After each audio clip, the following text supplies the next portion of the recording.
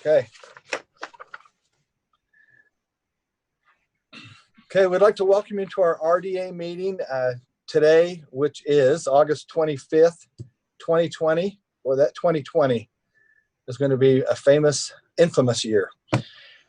I'd like to read an opening statement. As chair of the RDA, a redevelopment agency of Murray City, I, Brett Hales, have determined that due to the continued rise of COVID-19 case counts, holding an in-person meeting with an anchor location presents a substantial risk to the health and safety of those in attendance. Under these circumstances, House Bill 5002, House Bill 5002, an amendment to the Open Public Meetings Act allows for electronic meetings to be held without an anchor location so long as the public has an opportunity to view the meeting and submit public comments. We are holding today's RDA meeting via video conference, and the meeting is being live streamed at www.murraycitylive.com. That's www.murray, M-U-R-R-A-Y, citylive.com. If you have a public comment to submit, which we will have during the meeting, please do so now or before that time to email at rda@murray.utah.gov. RDA is Redevelopment Agency, rda@murray.utah.gov. Okay, now that we have that part of the business done, we will move on to the actual meeting. And we'd like to welcome everyone, members of the board, the mayor, our council. I am assuming he's there. There he is, JL and Jan and Jennifer will take roll. Everyone, thank you for being here. We appreciate it. We have approval of 2 minutes, two set of minutes. One is for July 21st, 2020, and the other is for July 31st, 2020. So I need to know if there are any statements, corrections, or anything, and if not, we would ask for a motion.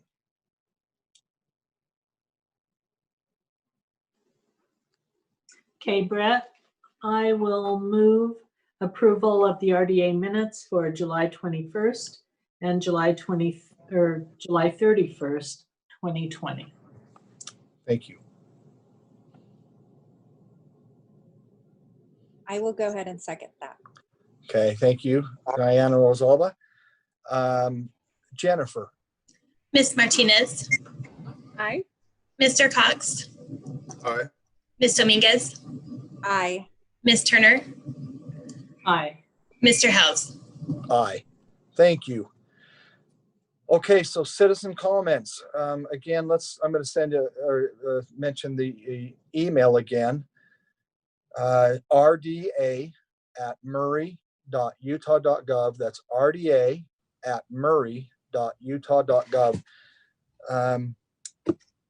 Melinda or the Mayor Camp, do we have any emails or any comments for the citizen comments?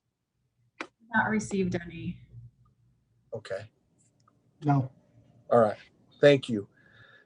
We'll move on to number 3, discussion and consideration of a resolution of the RDA, the Redevelopment Agency of Murray City, adopting amended and restated bylaws. Melinda Greenwood. Okay, Jay, could you allow me to share the screen?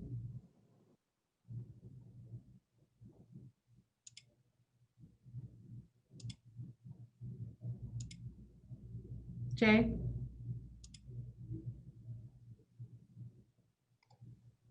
Yeah, just a minute. Okay, working on it.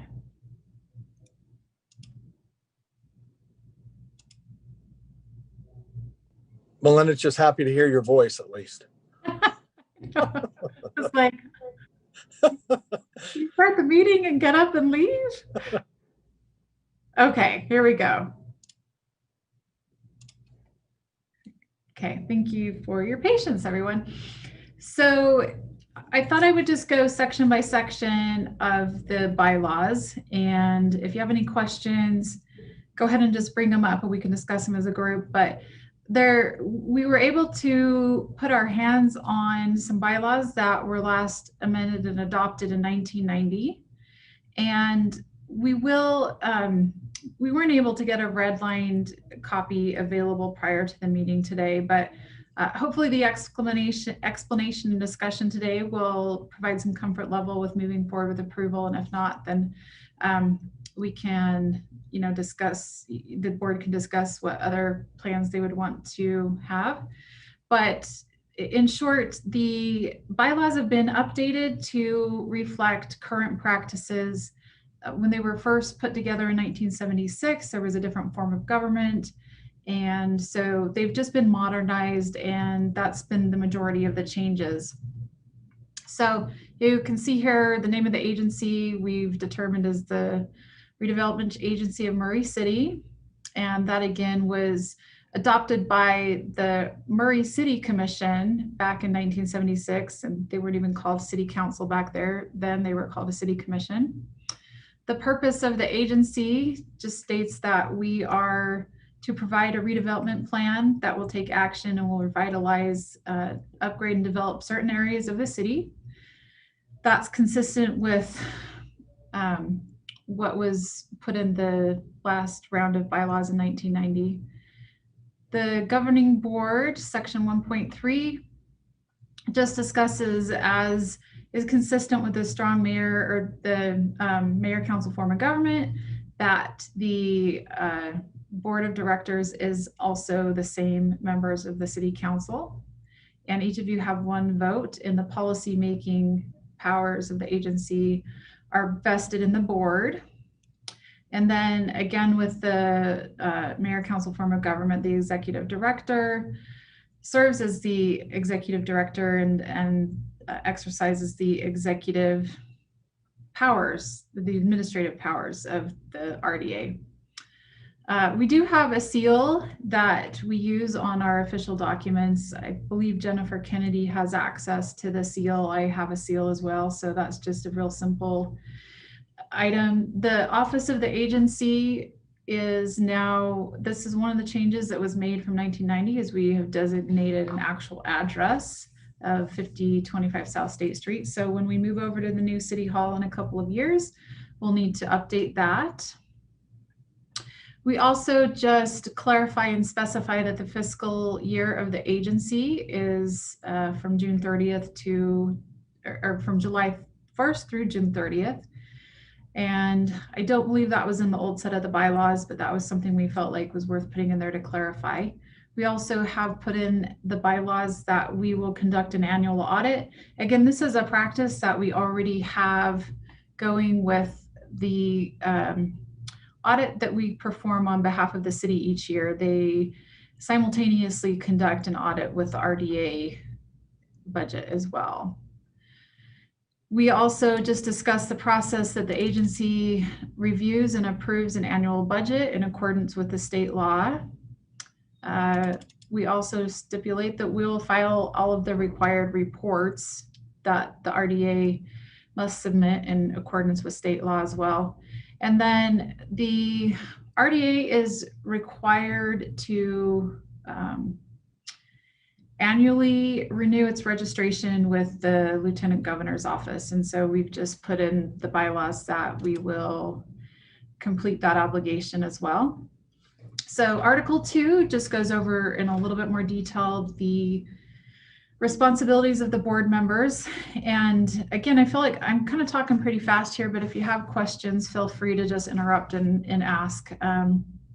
So the board members just says that you may submit information and recommendations based on the agenda items at the board meetings. And this just kind of formalizes the business that we conduct each time we hold a public meeting. So the additional duties can become as assigned if we create a board resolution. So for example, if we were to have a need to create some type of a subcommittee to study a certain issue or something like that, then we could do that by a board resolution. I believe in the past they have done that when they formed a new RDA area. and they needed to have individuals serve on the taxing entity committee board. Board members are entitled to reimbursement if you needed to travel for the board, either reimbursement or the RDA would pay for that. So any officials' responsibilities that incur charge, we would reimburse for that. We also state that the code of conduct, the board members will abide by the same code of conduct that the Murray City Ethics and Standards of Conduct Ordinance has already established. We may, given the nature of the RDA board, we may in the future want to adopt additional policies, and the section 2.4 gives us the opportunity to do that as well. The third article talks about the board officers and just states that that the board will elect a vice chair and a chair. And the next section here talks about they'll be elected at the first regular meeting in January. And then they're a 1-year term. And then it stipulates what the process would be if the vice chair or the chair were to resign. So if the chair resigns, the vice chair assumes the chairship. And then at the next regular meeting, the board would elect a new vice chair. So the chair presides at all the meetings, as we've been having Chair Hales do. He's knocking it out of the park today. He was more prepared than I was. So, and then we just identified those meetings are the organizational meetings, regular meetings. We held a special meeting on July 31st to discuss the OR sampling meetings. So just stating that the chair would conduct those meetings. And also the chair can submit recommendations and any information as the chair to the items concerning the agency business. The vice chair performs the duties of the chair in his absence and or resignation, etc. And again, it says that the vice chair would automatically become the chair should the chair not be able to fulfill the term of the office. And then there's an explanation here on if both the chair and the vice chair were to become vacant, the board would elect successors at the next RDA meeting, and those would be for the term that was left unexpired for the chair and the vice chair. So again, as is consistent with the council mayor form of government, the executive director would be the mayor of Murray City. So that is how we have structured things, at least during the time that I've been here. The mayor is the executive director, and he administers the authority over the executive and administrative affairs of the RDA. And let's see. So that includes items like negotiating contracts and signing those contracts, resolutions.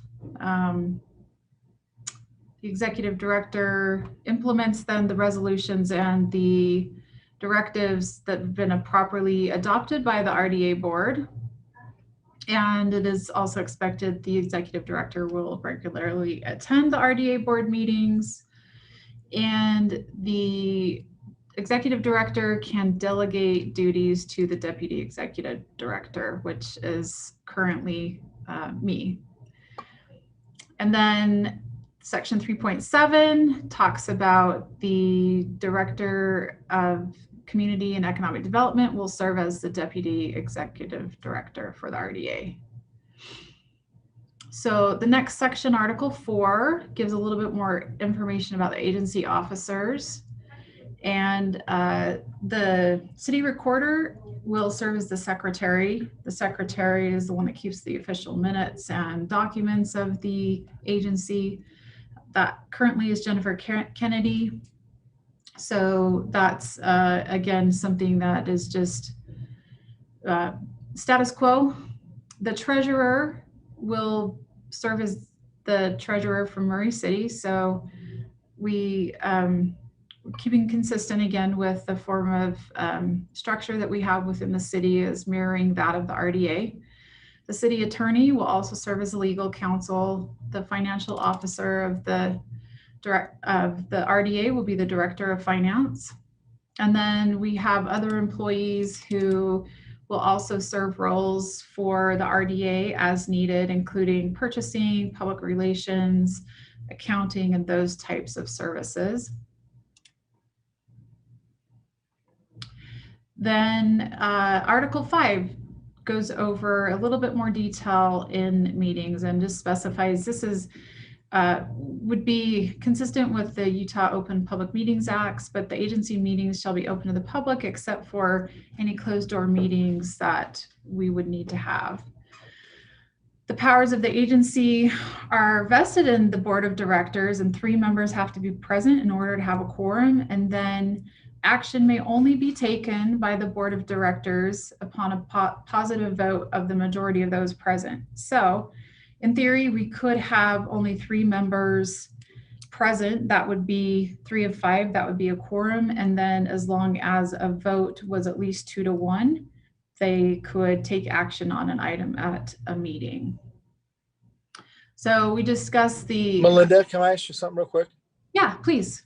Is there anything that's similar to the council at all on that, where you said, is there any like a majority vote that needs to take place for any action with the RDA? Yeah. Like when I say majority, I can't think of the word terminology I'm trying to say. The like say all 5 were there and it needed 4 of the 5 for something. Is there anything that requires that for any changes? Not in the bylaws. Okay. So I suppose that we could, the next step of this process, we'll start looking in more detail at policies. Okay. And I suppose, you know, we could implement some type of a policy that could require a supermajority for a vote.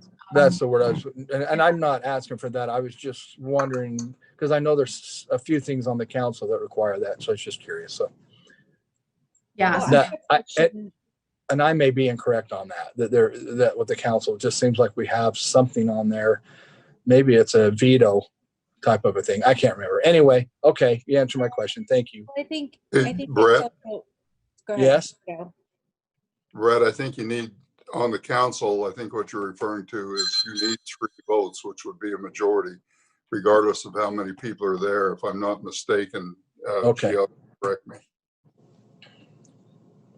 Right, I was gonna say, in our form of government, we have to have at least, what, 4 members or 3 members to have a quorum for It's the council? Yeah, it's 3, and that, so it says here, the powers of the agency shall be vested in the board, 3 members constitute a quorum, and then action may be taken on a positive vote of majority of those present. But I think Chair Hills, you may be thinking of, I believe that in order to go into a closed session, you do have to have a supermajority vote of the council. So that would be 4 out of the 5. So That's what I'm thinking. that may be what you're referring to, and that would be in the Open and Public Meetings Act. So Okay. that would already be codified and applicable to the RDA. But Perfect. yeah, that's probably what you're thinking of. That is. That's exact. Thanks, Melinda. That's it. No problem. So we go on section 5.3, just discusses that we have regular meetings. We schedule those annually, and we will publish that schedule in January of each year. That's common practice with what we do. And then it states that we may change those regular meetings. We just have to post an official notice. And also we do have the ability to call special meetings. And again, that's what we did last month with the July 31st meeting to discuss the ore sampling mill, the TIF agreement for that group. So we would just do that in conjunction with what the state law requires, which is we have to post an agenda at least 24 hours prior to the time of the meeting. And then again, we would follow an agenda. So if there was an item that wasn't on the agenda, we wouldn't consider anything for action. We do have an ability to have emergency meetings that we could do in less than 24 hours. I have a hard time envisioning a situation where the RDA board would need to enact that provision, but we do have that allowance through the bylaws. So, and then section 5.6 does go over the closed meeting sections, and this refers back to the conversation we just had a minute ago. A closed meeting may be held if a quorum is present and upon the affirmative vote of 2/3 or the supermajority of the members present.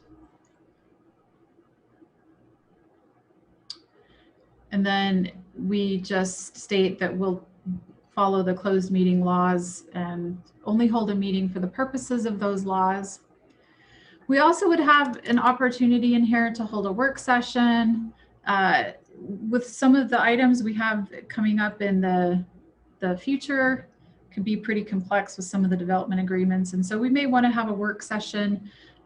We've kind of been doing somewhat of that in the regular meetings with giving a presentation the month before. We're asking the board to have action, but just wanted to note that we do have that opportunity to hold a work session. And then we're also just giving detailed information about meetings. So the expectation, as it is with City Council, is that the board of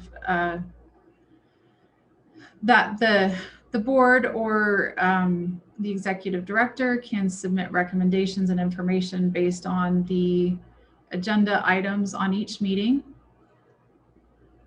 Section 5.9, we just go over and state that we will follow Robert's Rules of Order.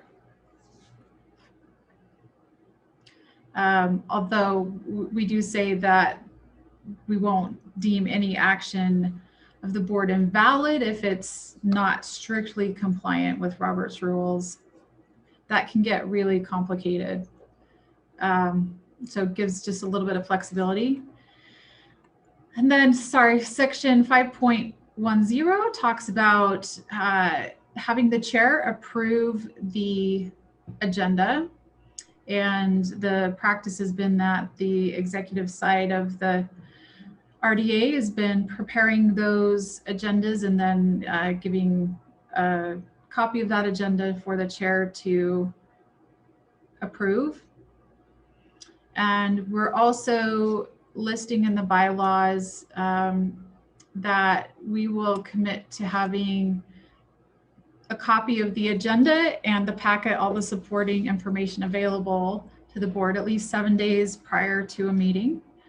In this instance, we were able to get information, the packet out about 14 days before. So we'll shoot for a minimum of 7 and hope that we can get it to you in advance of that. I just realized we're missing a period right there at the end of that sentence.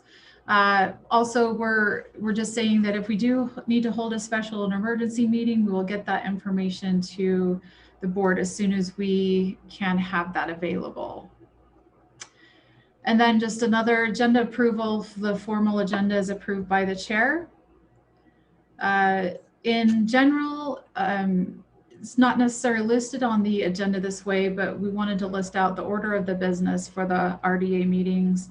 We call to order, we discuss and approve the minutes. If there are minutes, we have added a citizen comment section in. Then we'll talk about the scheduled items, which are the items that we list on the agenda, and then we will adjourn the meeting. 5.13, this is where Jennifer Kennedy comes into play, but official books and minutes of resolutions. So the executive director shall cause official books and minutes to be recorded and maintained. And Jennifer Kennedy, as the city recorder, is the one who is doing this work. She does a great job with that. And also we just keep them in a numbered fashion so they're easy to keep track of. We're almost to the end. So section 6 is a discussion on or information on how we would amend the bylaws. So it states, and this would be a great thing because again, I was unaware that we had bylaws on the books from 1990, but we will review the bylaws annually, and any amendments for the bylaws will need to be done by a majority vote of the board. And we can do that at any meeting, whether it's a regular meeting or a special meeting. And we will submit all additions and amendments to the bylaws to the board in writing. So the last section is just basically the approval of the agency, and they would be, they would go into effect as soon as the board approves them.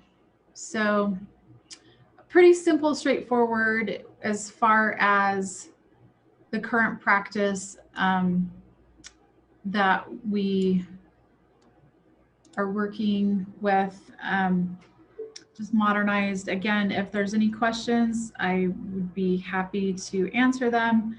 GL also has some great insight as legal counsel if there's questions that he could answer.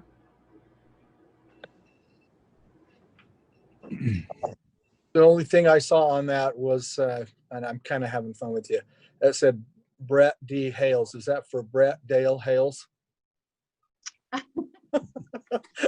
You know, Dale gets his name in on there somehow. I know it because it's Alan, but we'll put Brett Dale. Okay. Look at Dale. Brett A. Hales.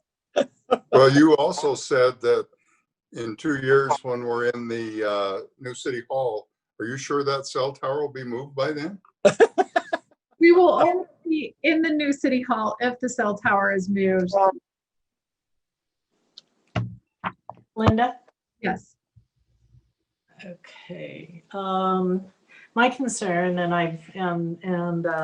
I mentioned it via email, is that we don't have the original, well, we didn't receive the original bylaws that you're updating, right? This is an update amendment kind of thing. I mean, I think it's great you're doing that. But what I would appreciate is to have the bylaws, the 90 or 92, wherever they're from, and then have the update. And so we can see where we came from and have some idea what we're changing. Okay. Do you know what I'm talking about? Yeah. You can see the additions and the deletions from the original bylaws. Yeah, so we did include the original bylaws in the packet. It was a scanned copy that we had found.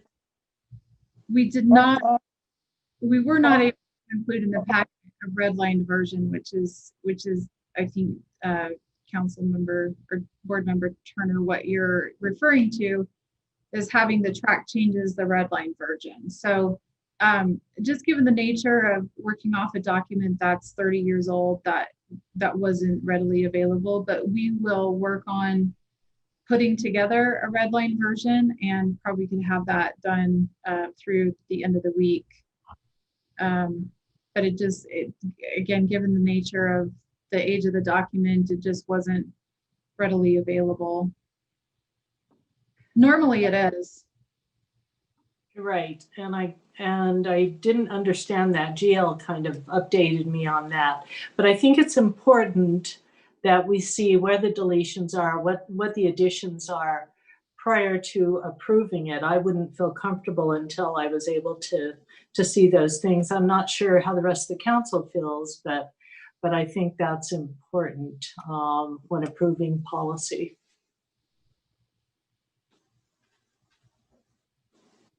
Any other comments? Am I the only one that?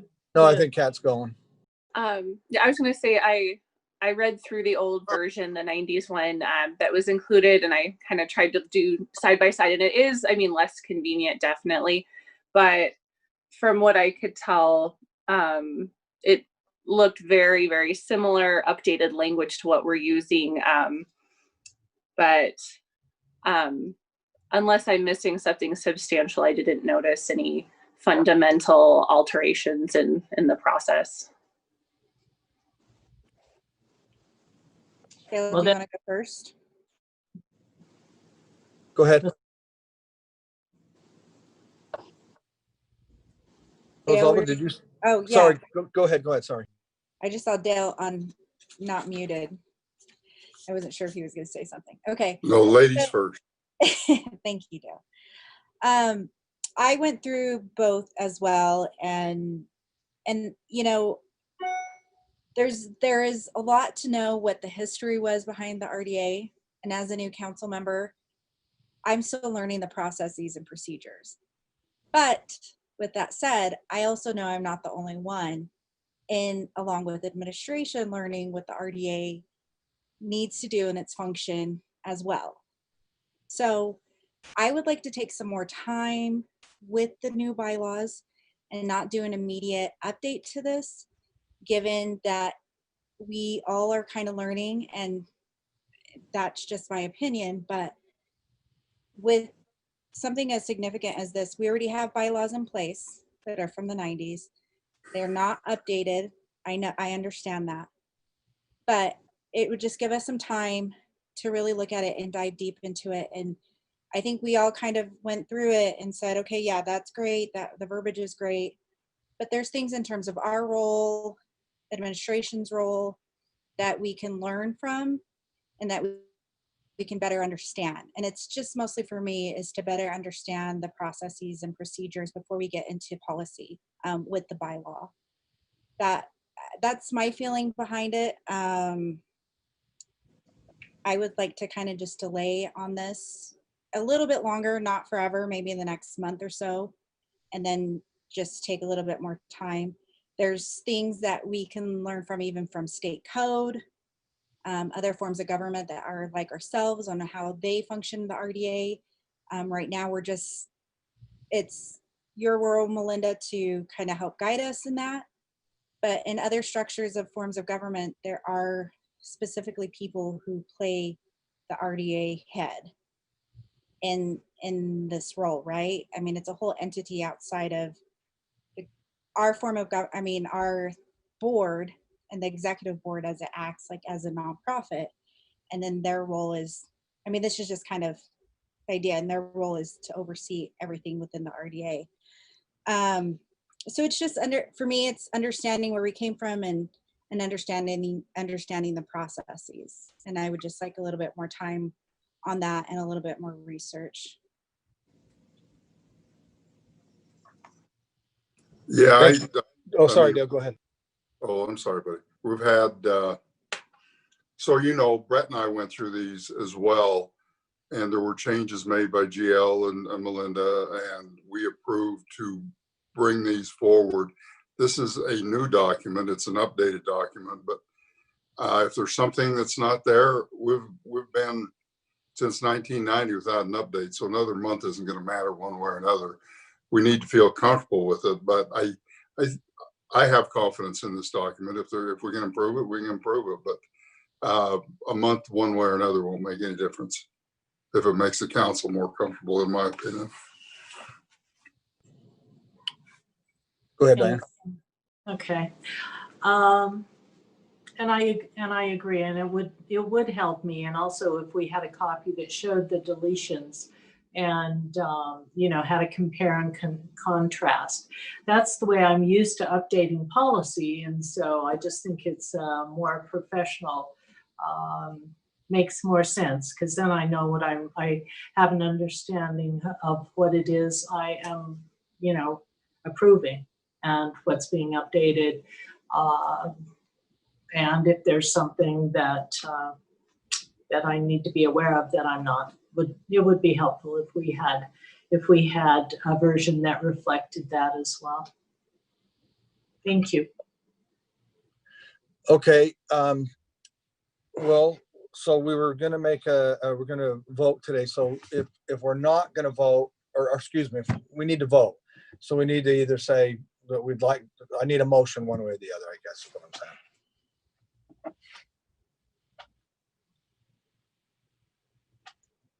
Okay, Brett, I'll give it a shot. How about if I would move that we continue this until next RDA meeting.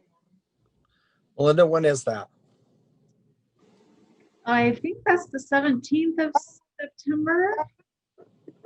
Linda, does that do anything as far as, are you concerned about that, waiting another 3 weeks to do that? Not at all. Okay, Section that's, I think, in planning. So the next RDA meeting would be on September 17th.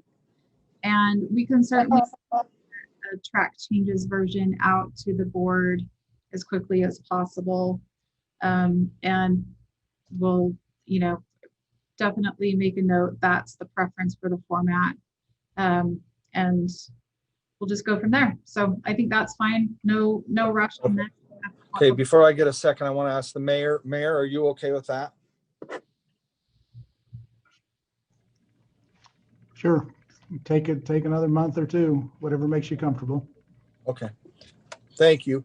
Okay, then the motion is, and correct me, Diana, if I'm incorrect, is that we move the consideration of a resolution of the redevelopment agency of Murray City of adopting and amending restated bylaws until Tuesday, September 17th, which will be our next RDA meeting. Is that correct, Diane? Yes, sounds good. Is there Okay. anything, Melinda? What's that? It's September 15th. I apologize. Okay. No, September 15th. So whoever seconds that, if you please just read that and correct that and put the 15th of September. I will go ahead and second that we hold the next, or move this to the next RDA meeting of September 15th. Great. Thank you. Jennifer? Ms. Martinez, There seems to be no harm in using the same bylaws since I was 5. So I will say aye and look forward to looking at the other document. Mr. Cox, I agree. Aye. Ms. Dominguez, Aye. Ms. Turner, Aye. Mr. Helms. Aye. Thank you. Now, Kat, did you say since you were 5? That's right, sir. Oh, she made me sound old when she said that's right, sir. Well, All right. the original bylaws are as old as me. Yeah, I love that. That is sad. I was married. Ooh, I don't even like talking about that. Okay. Anyway, okay. Thank you. I appreciate that. Yeah, Diane. I love it. All right. Thank you so much. Okay, next, Melinda, on our updated projects. okay, well, I'm not quite as young as the other 2 board members, but I was in junior high when they were adopted last. So just a few quick project updates. We have assigned and fully executed ore sampling mill agreement, or the Jesse Knight Legacy Center. So that is very exciting. The first step in the process with that is for them, the ore sampling mill folks, to get the cost to us on how much they've already spent. So I'm working with Bart Warner and his group to get those costs for the cleanup that they've already, the work that they've already done over there. And we will gather that information and keep it on hand and compiled for in the future when we're ready to do TIF payments to them. 4250 South over in the Fire Clay area has all of the utilities in place. The curb and gutter is now in place, and we anticipate that road will be paved next week or the following week. So we will have a fully functioning connected through street over there on 4250 South. So that's great. The Avita Starwood Group is working on getting their building permit to construct the parking lot over there. And for the Think property, that the property just south of the fire station that we intend to sell to Think Architecture, we now have the phase 2 underway through the Brownfields Coalition grant, and anticipate the phase 2 will be back probably by the end of this month. And then we will move forward with getting a cleanup cost estimate on that property as well. So those are the updates I have. I should also mention the RFP for 48th and State Street. We have scheduled a second round of interviews. We're going to bring 2 firms in to conduct those interviews. And that information, as far as the top 2 firms, will be public shortly, but it isn't at this time. So we'll get the information out to the board when that gets posted through our RFP process as to who the top 2 firms were selected. But we anticipate doing those interviews on, that's why I was confused, the 17th. So September 17th, we'll bring both of those firms in. And what I mean by that is we'll be doing an electronic meeting, a video conference meeting. And we're working right now to refine the scope of what we want the firms to present to us in those meetings with the committee. And then hopefully at the end of that day, we'll have a clear winner of who we want to move forward with.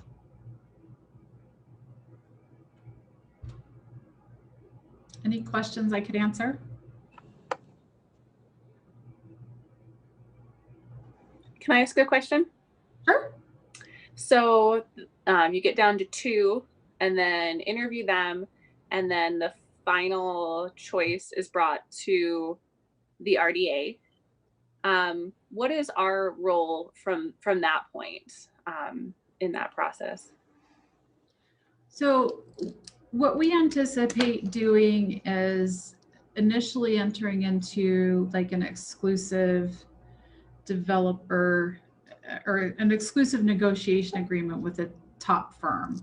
So we would bring that agreement to the board that would just say, look, we'll give this group the next 9 or 12 months to negotiate through terms of an actual development agreement. And during those 9 to 12 months, we won't negotiate with any other firms. We won't put out an RFP on the property.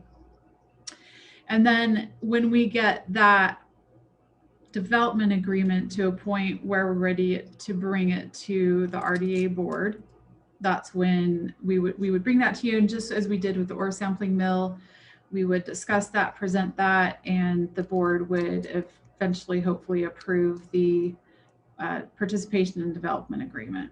So through the process, at least through the next stage, we'll have the board or the RFP review committee, the chair and the vice chair of the RDA board are representing the board. We have the planning manager, public works director, the city engineer, myself.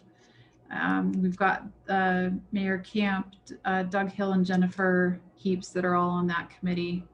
So we'll bring forward that exclusive developer agreement and then spend the next, maybe we'll get it done in 5 or 6 months, but we'll spend the next however long it takes to get an agreement finalized. Something that would meet the MCCD code that's already in place, that would work with the utilities and everything that we need to consider over there, some of the more technical aspects, and bring that back to the board. Thank you. Melinda, I'm curious, what if we don't come to an agreement with the selected developer for whatever reason, whether it's on their end or our end? Then what happens? So that's a distinct possibility. And so there would be a few options. We could go back to the second firm, the top 2 or the number 2 firm, and if we were interested in seeing if we could work something out with them, or we could completely just start the process over again with the proposal, or issue another RFP and see what different responses we may get. Okay, thank you. I was just curious. Yeah, good question. Melinda, so the top 2 will come to the board, right? No. Isabel, I'm clear. Yeah, so in the past, that is how things have been done, is my understanding, but with the government and the advice from legal counsel is that that is all of that. Determining which developer or development firm we want to move forward with is an executive administrative function. It would be the legislative function to approve the agreement. And so in that scenario, then the committee would be determining which firm to bring forward the agreement with, and the RDA would either approve the agreement or not approve the agreement, but they wouldn't select through the two firms that are on the short list. It would be the committee that would select that. Oh, okay. Okay, I wasn't clear about that because I thought you brought two to the board, but That's how I had initially. but it's only one then. Yeah, I had initially anticipated we would go through the process that way, but again, with the clarification from legal counsel, they determined that really is an executive administrative function to select a single firm, and it would be the RDA policy or the RDA role to move forward with an agreement, approve or not approve an agreement. So that's the process that we're going to move forward with. I'm curious with other RFPs, and maybe Diane and Mayor Kemp, was that the process beforehand or yeah, Gio? It was the same process used when we went through that with the Dakota Pacific, exact same process. Okay, I was just curious. But we didn't get far enough Thank in you. it. Did we, GL, to actually make that determination? Well, if you recall, there were two firms that submitted RFPs. RFQ, I guess is what it was at the time. And the committee is the one who proposed to send what became Dakota Pacific forward with an agreement, exclusive negotiation agreement, exclusive developer agreement, I'm sorry, to the board. Oh, okay. It's been a while. Consistent process.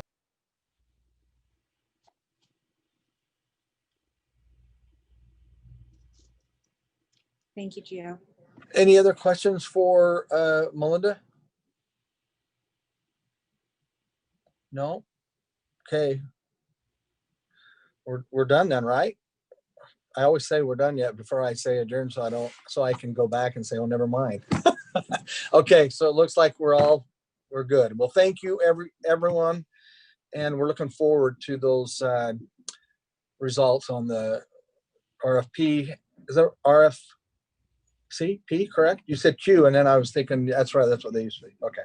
Anyway, thank you so much. We appreciate it. And Melinda, and Mayor, and everyone for all you've done on this and the committee. Okay, we stand adjourned until September 15th. Thank you. Hi, everybody. I just wanted to let you know that we will stay on this same meeting for Committee of the Whole, and we start at 4:15. So just come back a few minutes early. As in like 5. Thanks. Yeah. Thanks. And Jan, we'll transfer the hosting to you. Perfect. Thank you. Welcome. Thanks. Can you stop the recording? Yeah, we'll stop the recording.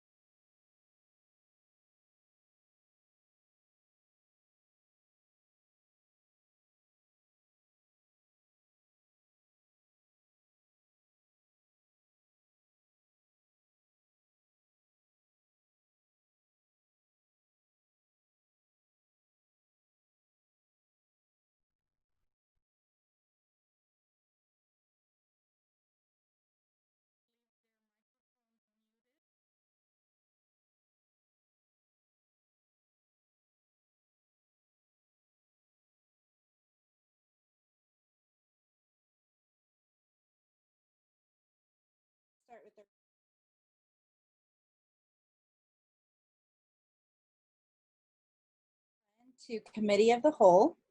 Today is August 25th. I'm Rosalba Dominguez, Chair. In accordance with Utah Code 52-42074, Open and Public Meeting Act, I have determined that to protect the health and welfare of Murray citizens, an in-person City Council meeting, including attendance by the public and the City Council, is not practical or prudent.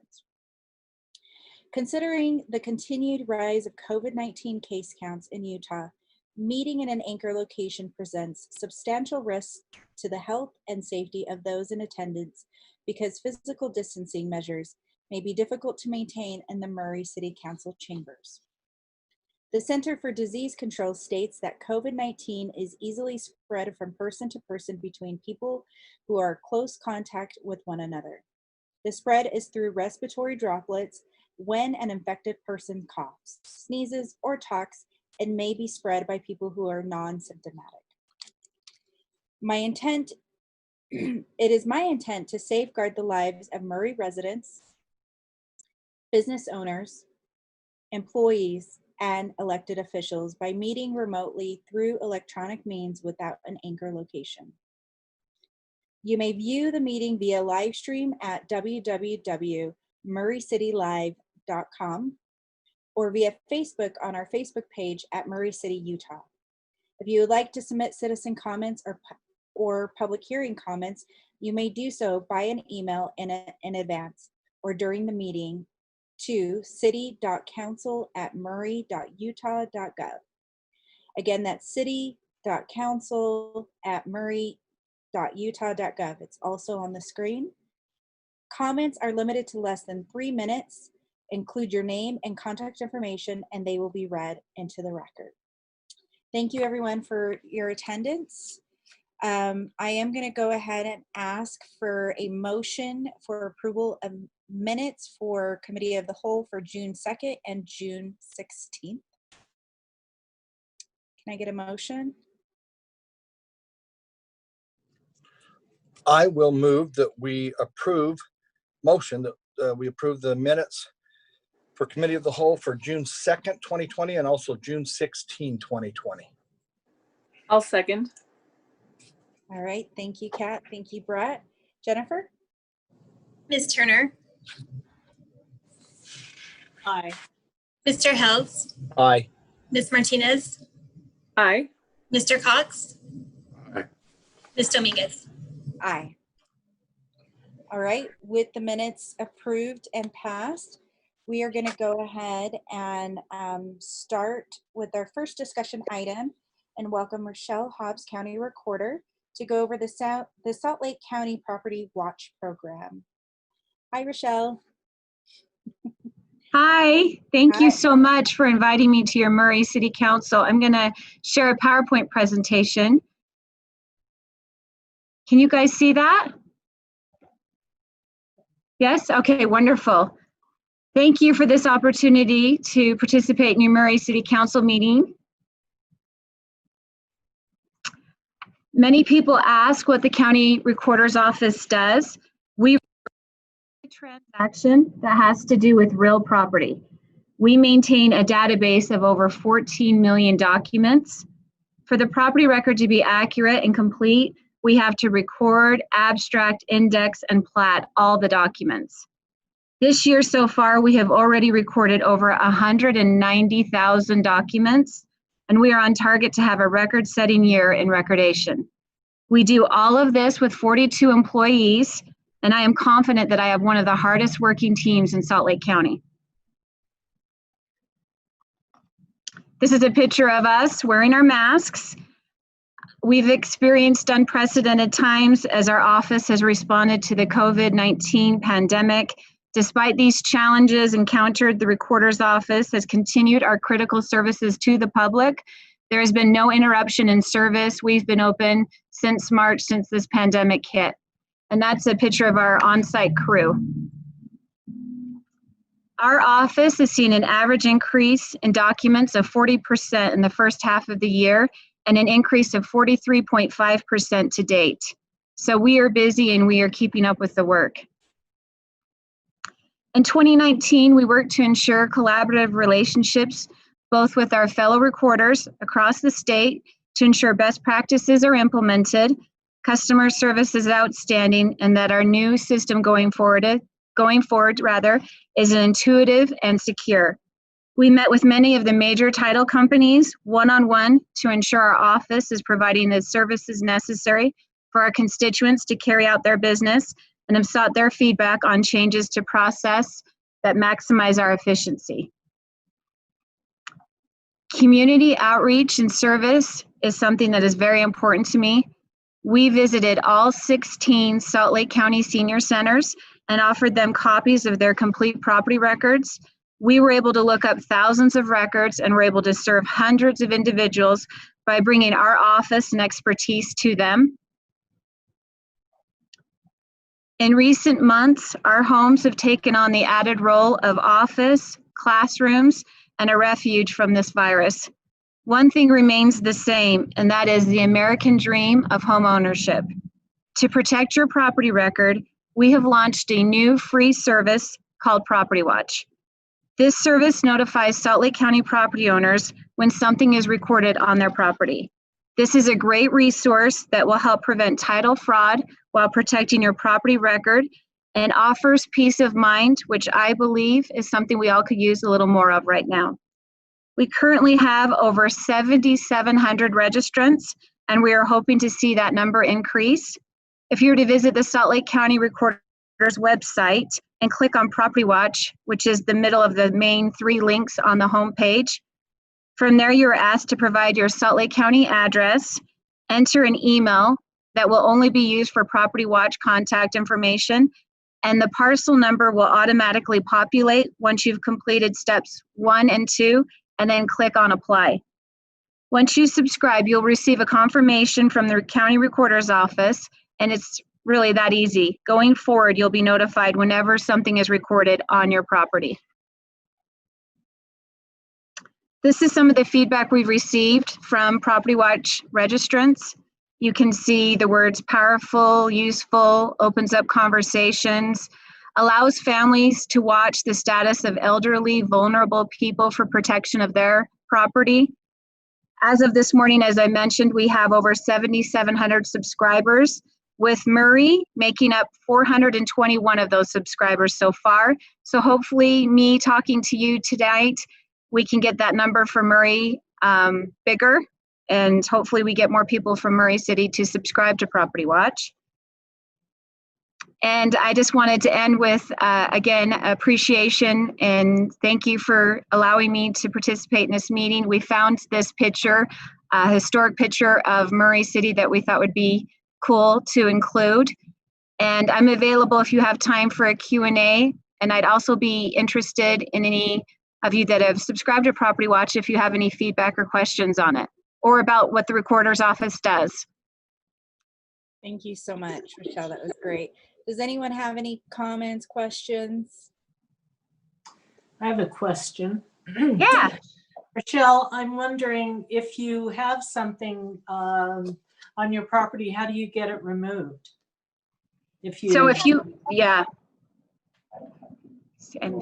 So if you had something on your property that you wanted to get removed, you'd have to work with a title company and perhaps even an attorney.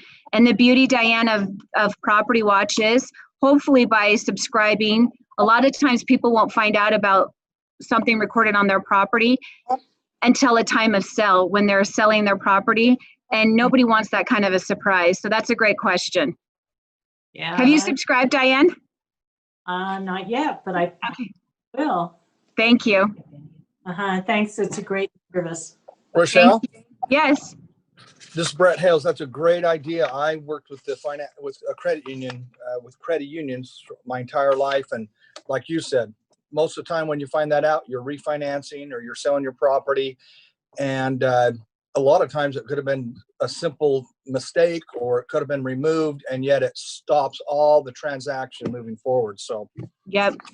Thank you. Yeah, we've heard personal stories about how Property Watch has empowered the homeowner to know about the records and allowed them time, so they were able to get a hold of an attorney or a title company to resolve the issue. So thank you. You're welcome. It And used it to be, just I don't know happened if- to, oh, sorry to interrupt. Go ahead. I was just gonna say, I don't know if it's the same way, but a few years ago and before, it used to be where anybody could put a lien on your property. Is that still the same? Yes, mostly, yes. The Okay, recorder's this is- office, yeah, records the documents that it receives. So, Or they don't verify, Yeah. they just record. yeah, Great idea. Thank you. yeah. And if any of you would like a complete lookup of your property record, just send me a chat or an email and I can send that to you in the mail because I'd be happy to provide that. Or just send me an email and I'll email you back a complete record of your property. And I'll put it in the chat, my email address. If I I just might wanted- take Go a ahead. second, I subscribe to this and when we paid off our house, all we got was a thank you from the loan company and no proof that we paid off the house. And this really helps us. Jan and I subscribed to it. We got an answer almost instantaneously and they watch your title to make sure nothing is ever there because, you know, something should happen to you and it goes to your kids. They have Yep. no idea. But I highly suggest this to anybody and everybody, whether you have your house paid off or not.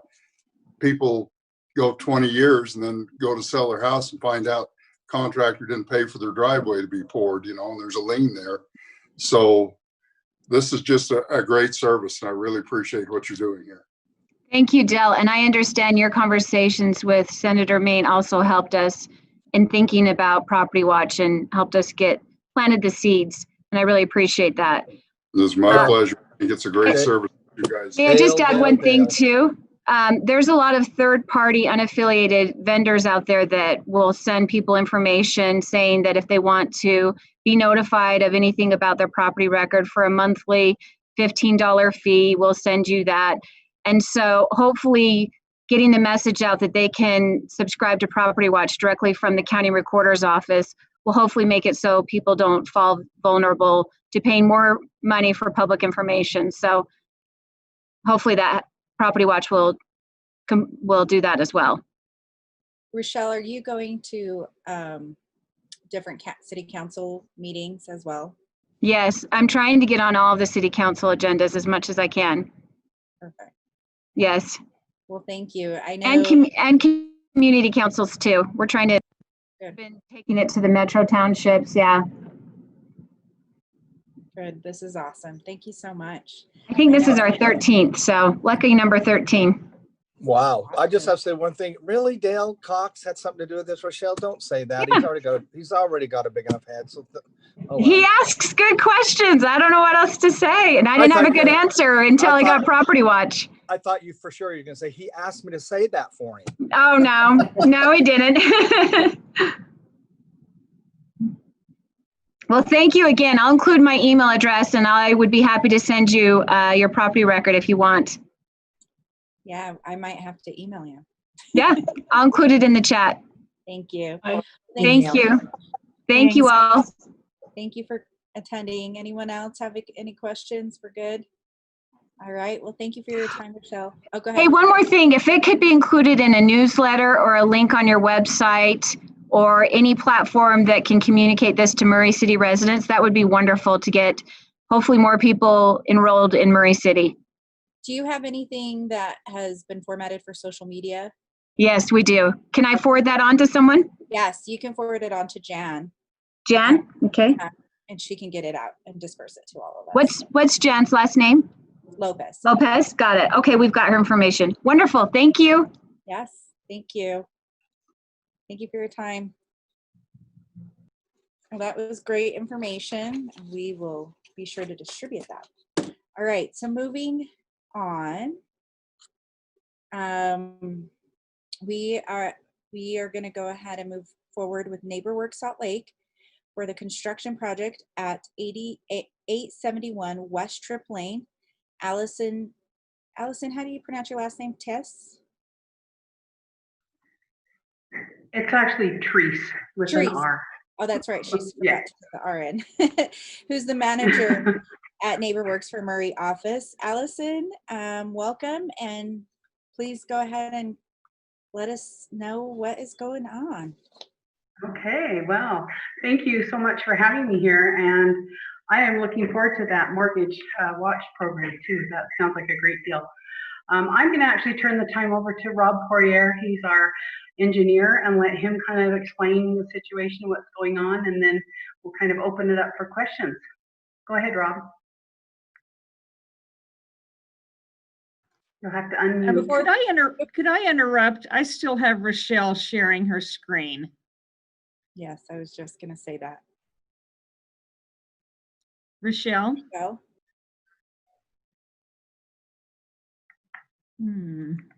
Rochelle, you're still sharing screen. Sorry about that. We're exiting right now.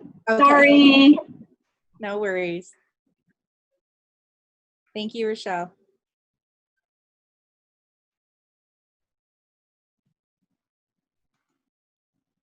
Give us a few moments, everyone. The joys of the internet.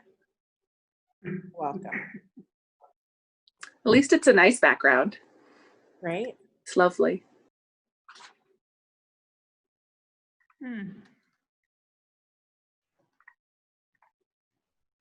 Jan, can you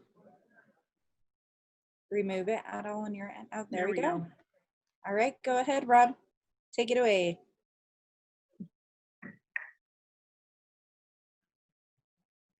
Rob, I think you're muted. Sorry about that.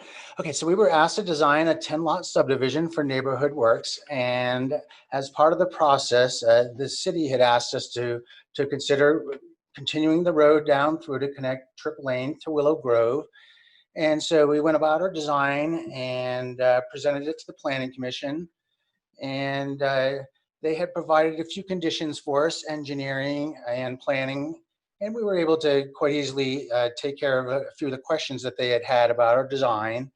But a key issue of the design was the requirement for us to obtain a piece of property that's currently in a protection strip along the north side of the subdivision adjacent to us.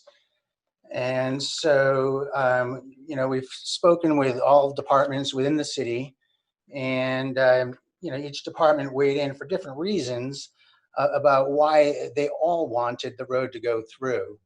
You know, the main thing was the health, safety, welfare of the community as a whole.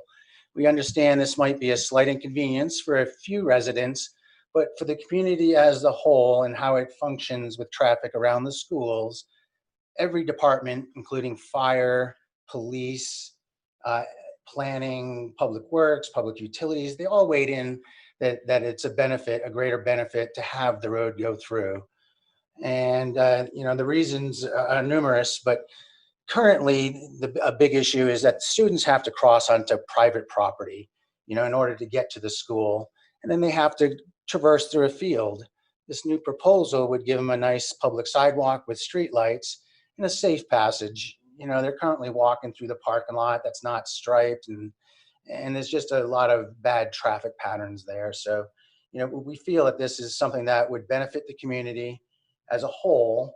And we understand, you know, the need for the city to take the property from this particular landowner isn't something that's looked upon lightly. One thing we would like to point out is the piece of property that needs to be acquired is currently not really performing any use or enjoyment to the landowner. It's a piece of land at the end of the dead-end street that is not being used, and really the intent of this dead-end street was for it to always go through. You know, Murray City has design standards that require a turnaround for a dead-end street. This particular street, Willow Grove, does not have a turnaround because at the time the thought was that it would go through and it would not need the turnaround. This type of thing would not be approved today, we were told by the planning staff in Murray. And so, you know, we're looking, you know, for your input and to see if you have any questions about what we're trying to do here. You know, we got great input from your planning commissioners. I honestly was very impressed at their overview of this project, and some of them had some personal connection to it, you know, about the health and safety, you know, one of the homeowners stated that they never needed safety vehicles or emergency vehicles on their little dead-end street. And so it wasn't important for it to go through.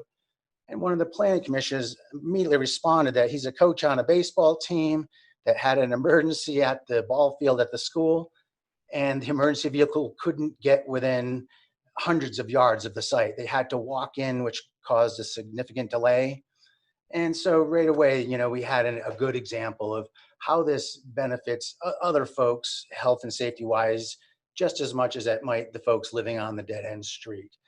And someone else chimed in a very similar story of an emergency vehicle trying to get to the school, and it was held up by all the vehicles and parking for the ball games. This road going through would help them with another route to get to the site. And although it may inconvenience a few folks to have to hear a few more cars, it benefits, the city as a whole to have better interconnectivity around their schools. One of the planners actually performed a computational analysis called a node link analysis, which puts a bunch of fancy numbers to how well roads connect, and it shows this area as deficient. And so this would help alleviate the deficiency in the connectivity of your streets, and that benefits all involved. So if you have any questions, I'd be happy to entertain any questions you may have. If I might, Rosalba. Go ahead.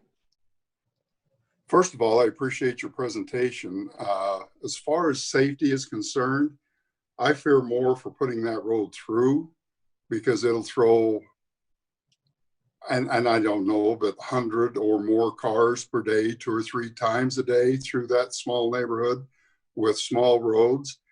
Putting that road through will do nothing for health and safety of fire or ambulances. I appreciate your information, but when there's a ball game, all it will do is clog those roads as well. There is not sufficient parking for that ball field and all the people that come to it. So whether that road went through, and all that would do was put more traffic in there, but cars are still parked on both sides of the road. That will do absolutely nothing but add more, maybe 20 or 30 more parking stops. You're right. I do not favor it going through, simply because it will decimate that other neighborhood. That road isn't made. It's a small road, just like the ones that are clogged up now. It's a small road. You'll have cars parked on both sides of it. You will have, like I say, 100 or more cars a day going twice a day, whether it be morning or afternoon for school, dropping their kids off. You'll have small kids walking on that street with the intent of getting to school with a much higher volume of traffic. Police and fire, police, I think with their cars can get about where they want, when they want. But fire apparatus and ambulances, this I don't see helping at all, because all it will do is give more parking spots. Anybody that's been down there can see that during those ball games, during normal times, not now, I can barely get my car through there, and opening up that road won't alleviate those parking problems. So there again, I think a cul-de-sac or something else in that area. I know people think that if they open that up, it will relieve traffic at Viewmont and at Riverview, but the traffic still has to turn around, drop their kids off and turn around. And when we do get back to normal times, 59th or 7th West backs up from 59th and backs up even as far as Winchester. People are going to know that's a through route to Winchester, and I think traffic will increase on their roads less than decrease if that's a thoroughfare. So I appreciate the arguments, but I just, the fire apparatus, it is a problem. And the only way we could fix that problem is post that road and not let people park on either side of it, because it's a small road as well.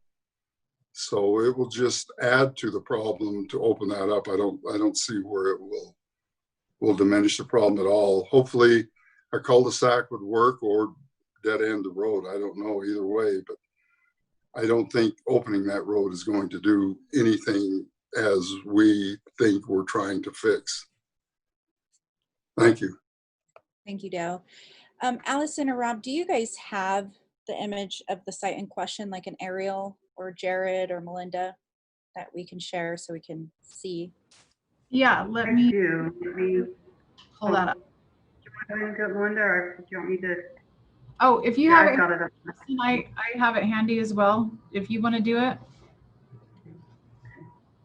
Well, as you can see, this is, I've got a couple of images I can share with you. This is the plans.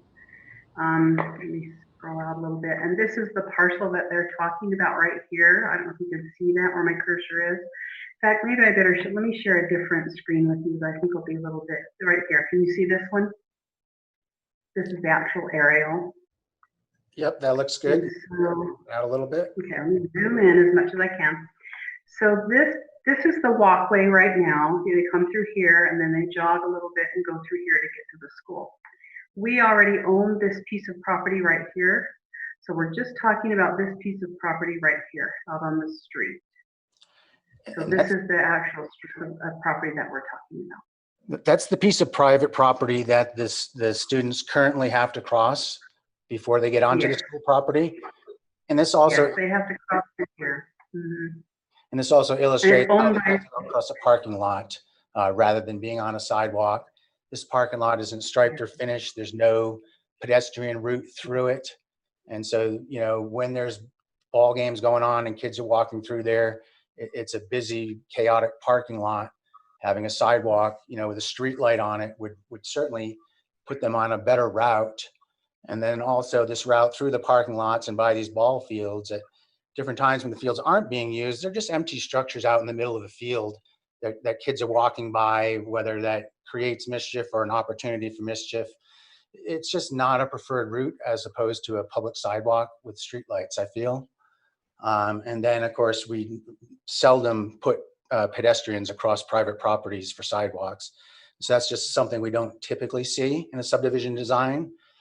And a dead end road like is shown in Willow Grove Lane here. The clear intent there is for the road to go through. Every other road in the subdivision, the Murray Oaks subdivision, has a cul-de-sac. This one did not, because the designer of this subdivision was probably told by the city to provide an access to connect it through for the connectivity reasons. It's very atypical to have a road dead end like this. Your fire marshal would speak against it. It's longer than the 150 feet. That's a normal standard. It's approaching 250 feet. And so, you know, that's where some of the concern comes from. And I disagree with Mr. Cox a little bit in the fact that providing, when there's only one road to a ball field, if you have two roads to the ball field, you've now doubled the availability of which way the fire truck could come from. And so I do feel opening a second road, I mean, it gives quite a bit more opportunity for access vehicles, emergency vehicles, or even the citizens to leave the area, to prevent such congestion on the other end, near Riverside.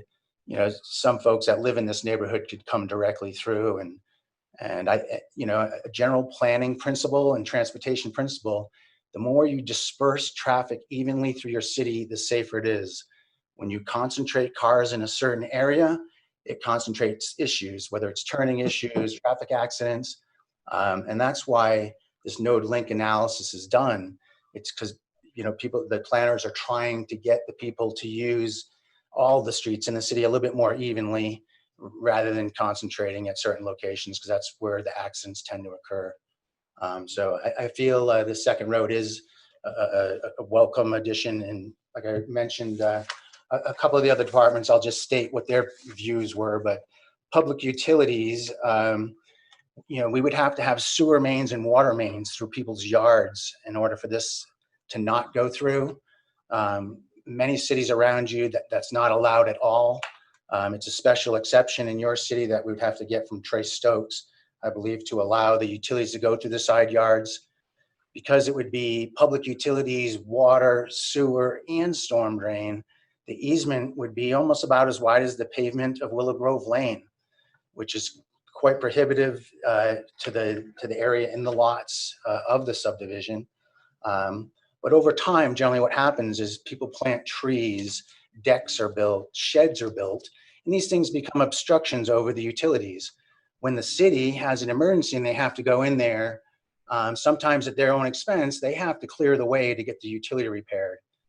To work in a road is quite easy. To work in somebody's side yard with trees and decks and having to move sheds, that's just the point of view from public utilities.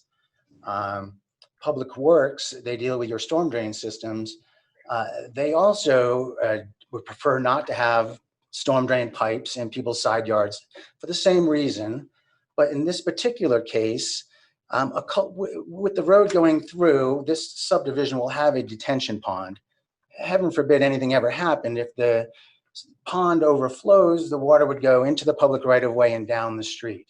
With a cul-de-sac, this water would end up going through these neighbors' side yards, which is another reason why the Public Works Department would prefer to see the road go through so that it can provide a 100-year conveyance route in case of excessive storms. I think I already mentioned the planners. Yeah, so that's a few more other departments and what their views are as to why they want it to go through. You know, it's just the ease and maintenance of utilities in the future for some of your departments, and it's more about connectivity and dispersing traffic for safety reasons for your planners and fire and police folks. So just a little bit more info there. Thank you. Dale, did you have something to say? Yeah, I appreciate you speaking for a fire marshal and everybody else. All the departments they have their goals and everything else. My goal and my main concern is the safety of the men and women that live on those streets. We put that street through. If you look at the street, it'll be narrow, it'll be clogged.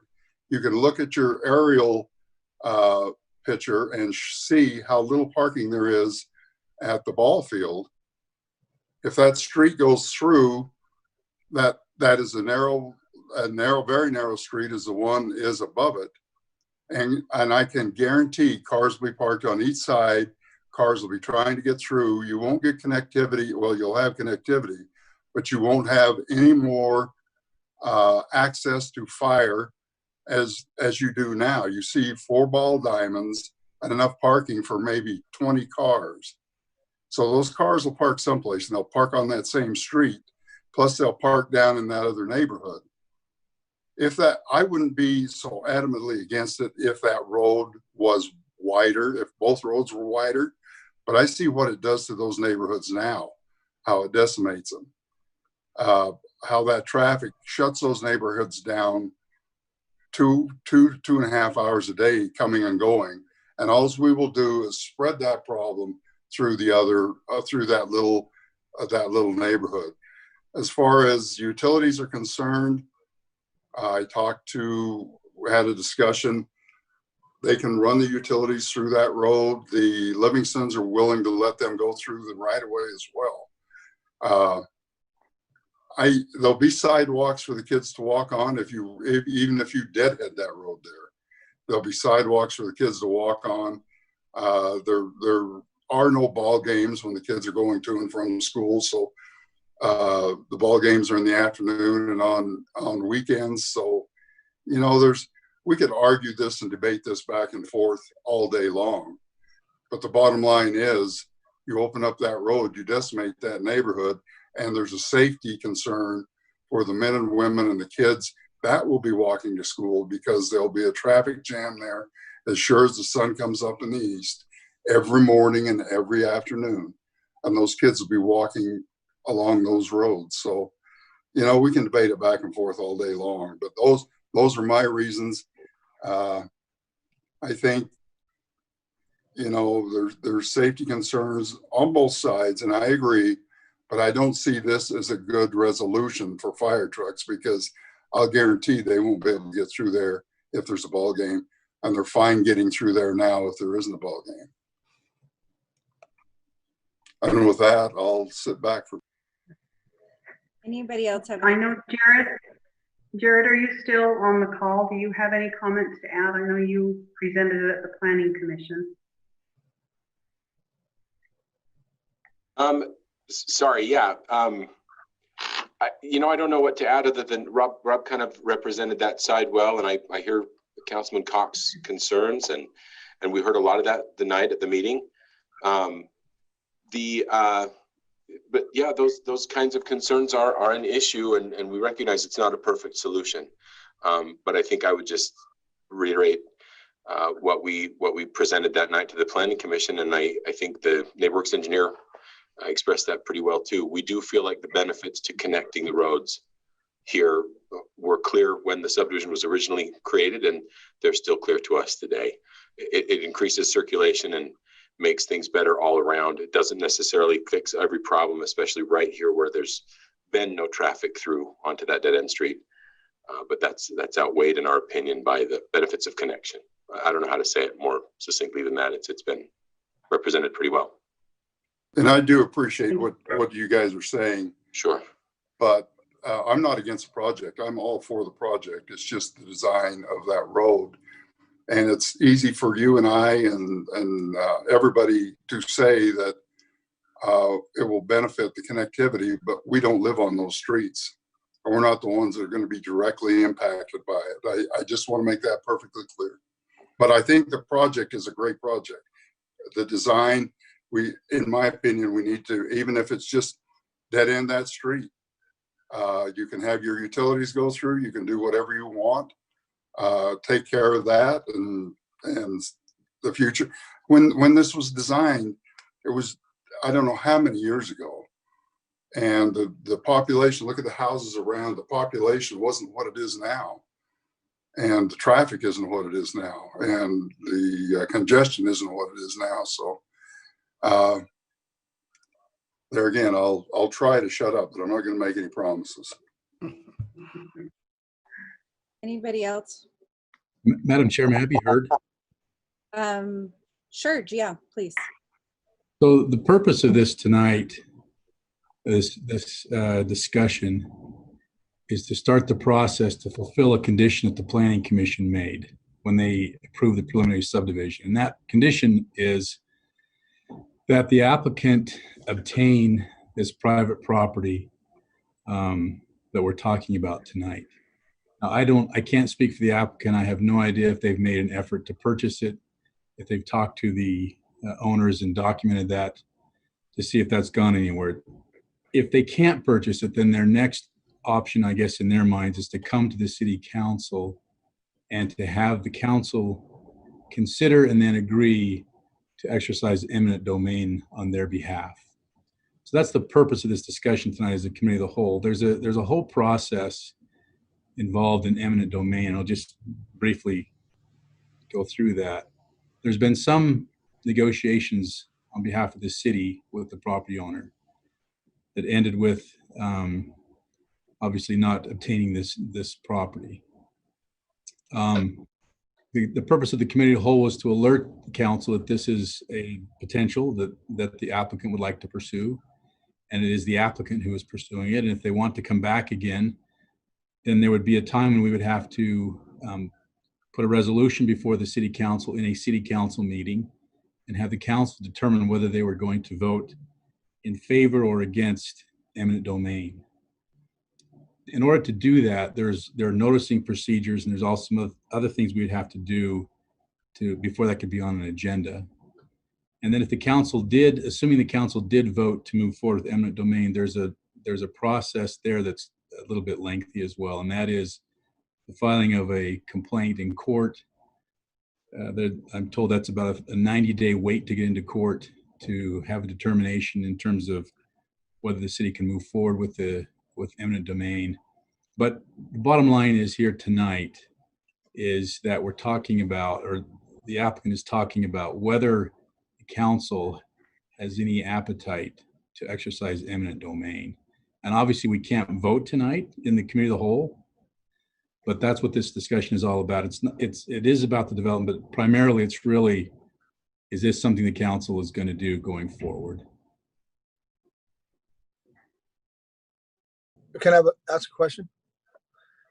Go ahead, Brent. I guess I'm going to ask it for GL. GL, remind us, is it a strip that's owned by someone that's preventing this? A strip of, like a little strip of property, or it's not a whole area that a house could be on, right? Correct? Or What okay, I'm happened? watching Pat. The survey was done for the subdivision. An error was made in the survey that produced a remnant parcel between the two landowners, being the school and the owner of the subdivision at the time. The parcel doesn't really exist. Somebody owns it. It would be either the school or it would be the subdivision, but it's not a remnant. But the county has made a habit out of turning these into remnant parcels and putting them up for tax sales. So this was a very small strip that was really wrongfully created from bad surveying that created this little strip here. And it was originally acquired by the original owner of this home upon notification from the original developer that there would be that there's a remnant parcel there. And he was wise enough to recognize that it's a protection strip just to try to prevent the road from going through.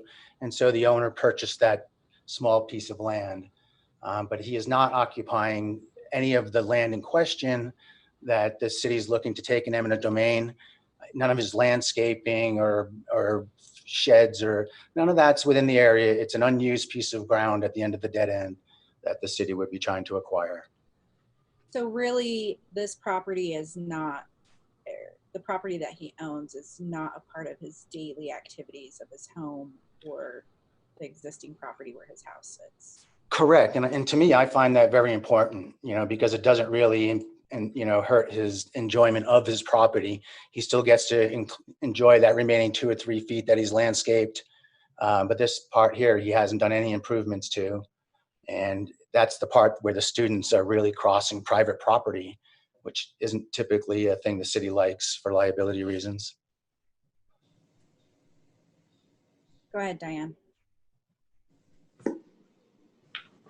This is an area that I don't live in, and it's not in my district. I am aware of it. I've received about 5 or 6 emails, and all of them have been requesting that the street go through, and they've cited public health reasons, kids having to cross Tripp Lane, and I don't know it well enough other than, when I went to check it out. But what I'm aware of is the people in the community who have contacted me, who have said that they would like it to go through.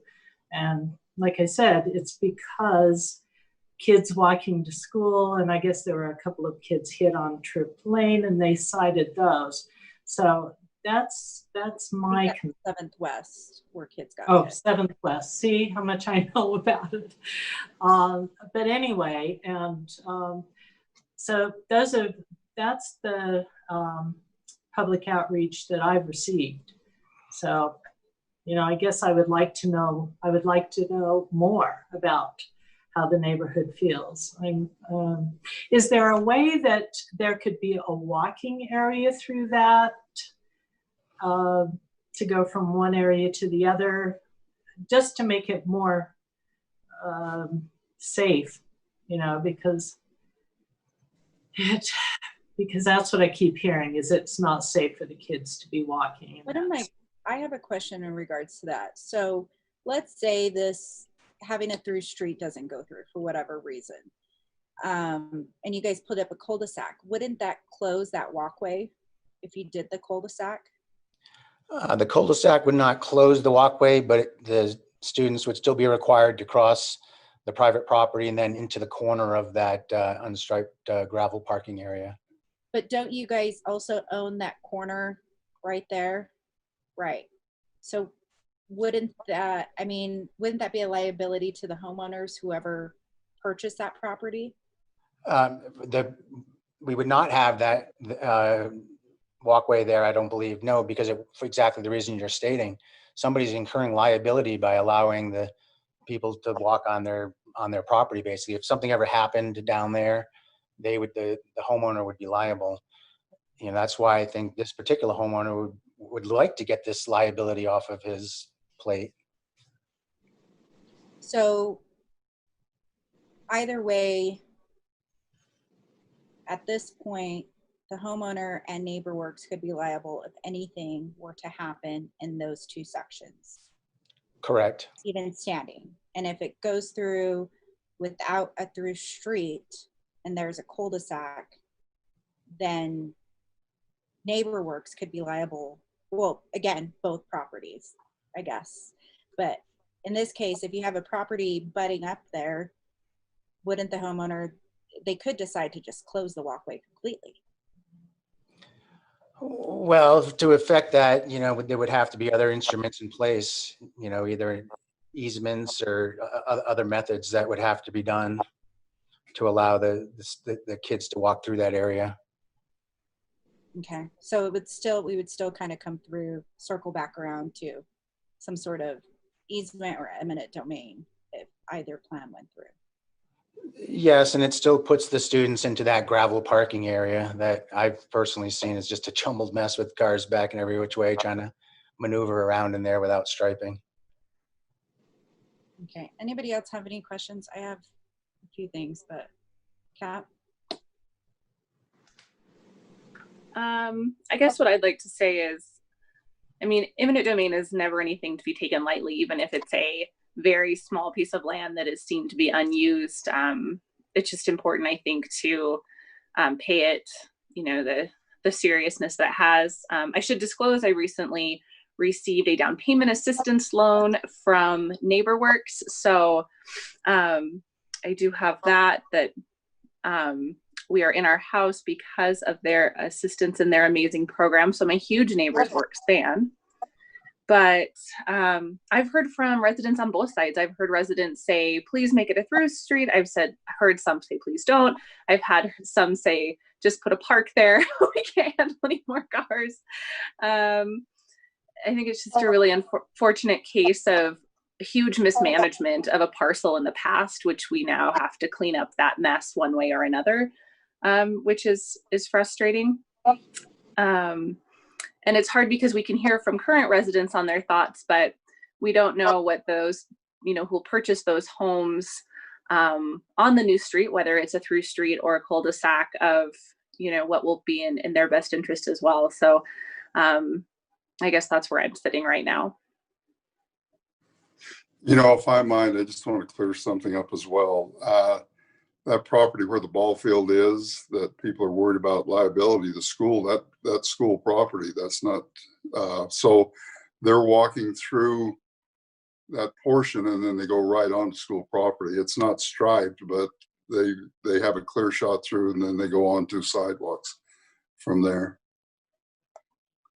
And I think we did hear in council or in meeting of the whole a few weeks ago from a lot of residents that, I think it was in council, from citizen comments on this as well. I know I've read the comments and I also watched the Planning Commission video meeting, and it was like one or the other. We want it through street, we don't want it through street. And I want to know, Allison or Rob, do you guys have any relationship with the school district at all about any of this, or has there been any conversation? I know there's a lot of concern about the students. Has there been anything on your guys' part?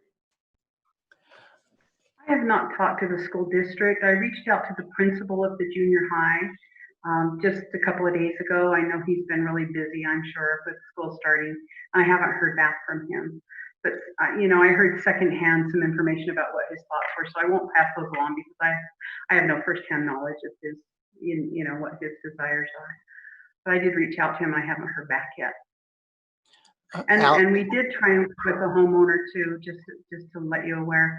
We talked to them and offered to purchase the property from them. And, since the Planning Commission meeting, so they knew what the Planning Commission had recommended, that we do eminent domain, and we did reach out to them, see if we could settle it with the Ivyville that route. And it's just not about the money for them. They just don't want the road to go through. So they really weren't willing to negotiate on the sale of the property. Allison, we did receive one email from a woman at the city that had heard from the school district. I can track that down and make that information available to the city council. Okay. for their meeting. That would be great. And But anyone who, in the planning commission, there were quite a few people for it and quite a few people against it. And I think the planning commission kind of determined that they had about as many for it as against it. And I guess they were just looking out for the, we just want to do what's best for the whole community. You know, there's a few homeowners on Willow Grove Drive that are not happy, and we understand that. And I, you know, personally, I bought a piece of, when I bought my house, it was on a dead end street. And they put the road through, so I know what they're feeling right now. It did increase traffic a little bit on my street, but I think the intent was for it to go through all along. And I never really, I didn't fight it because I knew that was the intent when I was on the dead end street. But sometimes I guess, I don't know if you're all Star Trek fans, but sometimes the needs of the many outweigh the needs of the few, I guess. I don't know. Thank you. So anybody else have any questions? So I've been looking into this because as chair, I've been receiving a lot of comments and concerns from citizens. This is also the neighborhood where I grew up and my family lives and my cousins went to school. Allison, here, so. Sorry. Go ahead.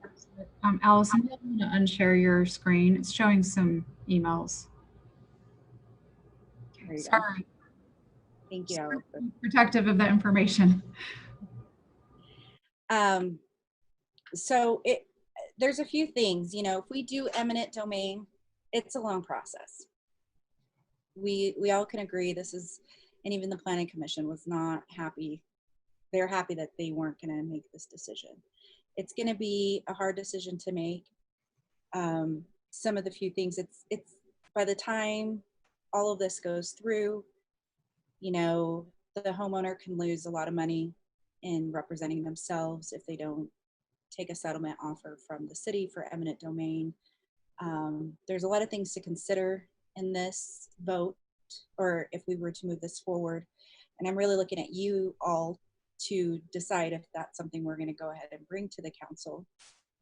Some key points that I did want to bring up to from the Planning Commission, I think really they hands down do a good job at looking at all the facts and what is relative to the code and also to the city in terms of the streets, without considering also the schools district, because we can say that it's going to affect the students, it's going to affect the ball field, yes, but we also can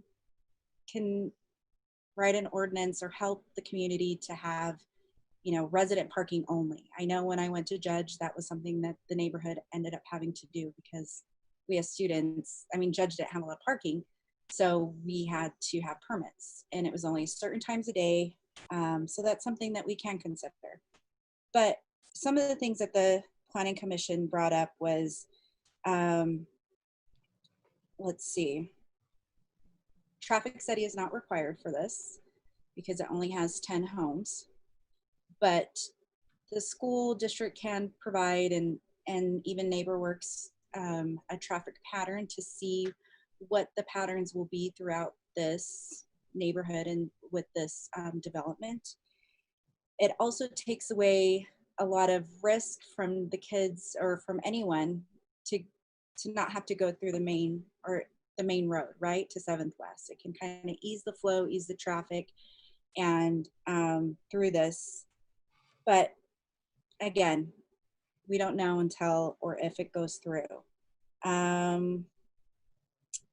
Let's see. It was always the intent of this way the road was constructed to have it go through. That property was in ownership for a long time and then purchased by NeighborWorks.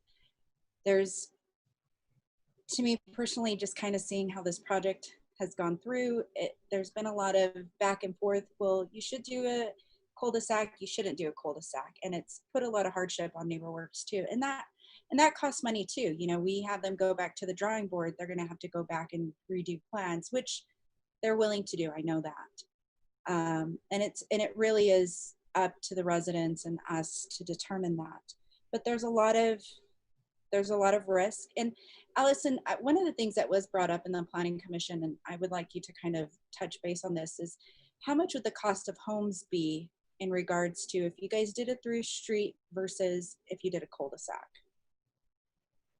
How would that increase in the lot size and the amount? Well, the lot,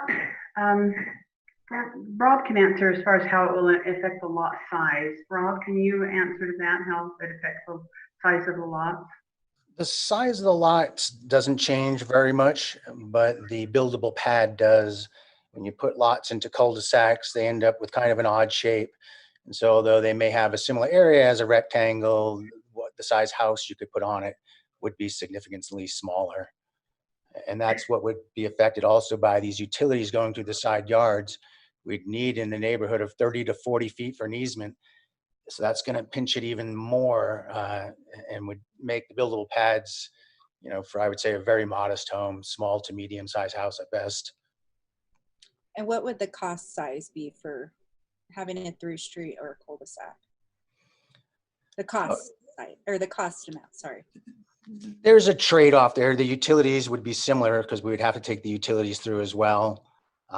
Pavement wise is pretty close because the cul-de-sac bulb is so much larger, but we have a little less distance. So it's pretty close to a wash, I would say, for the actual constructability of it.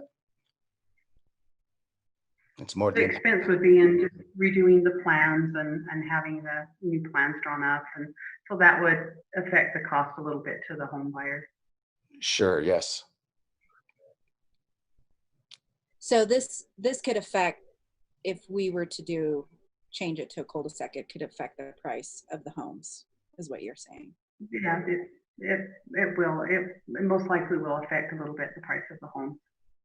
Well, and the size of the home, of course, would affect, you know, the larger homes you can construct. Usually construction is done on percentage profits. A bigger home costs a little bit more. It can help them a little bit. But it's really more the desirability of having 2 and 3 stall garages nowadays.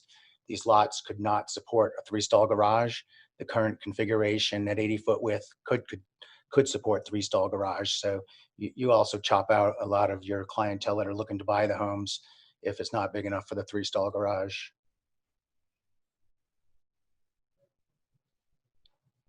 Okay, thank you so much. Any other questions, comments, concerns for the council? Allison or Rob?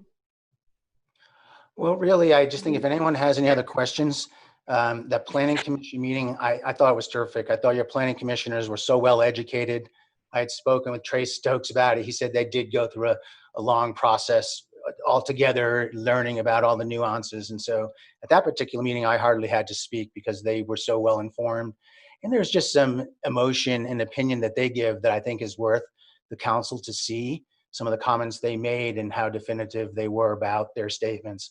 I think there's some value in seeing their facial expressions as they're giving their thoughts about, you know, what they think and why they think it. So I thought that was a great meeting, and I would advise anybody to watch it that wants a little more information or a little more feeling about what your staff thinks and what your planning commissioners think.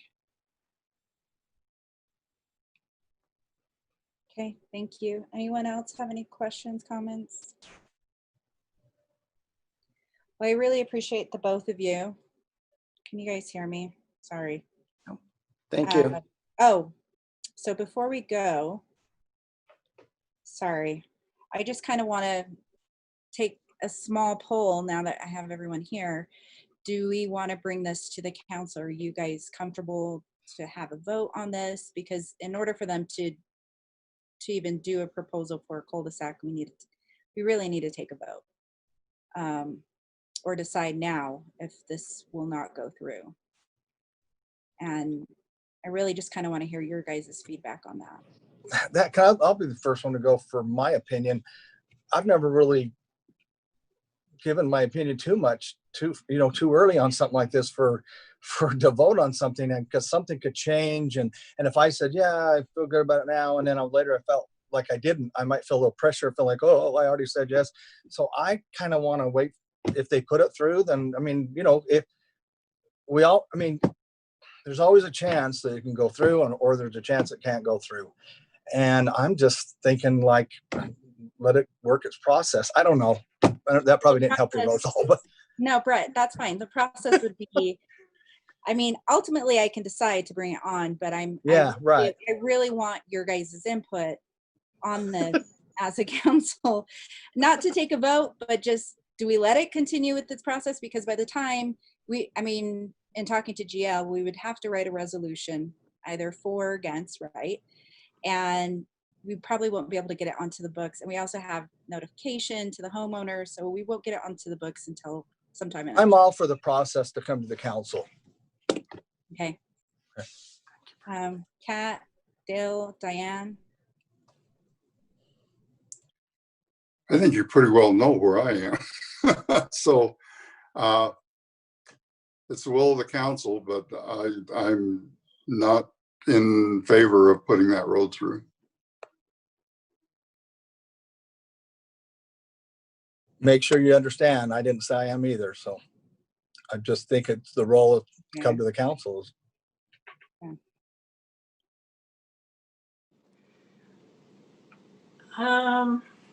Boy, I would like to be better educated about it and have some sense of the community, because like I said, the information I've received has been very limited, and the concern was public safety. And so I would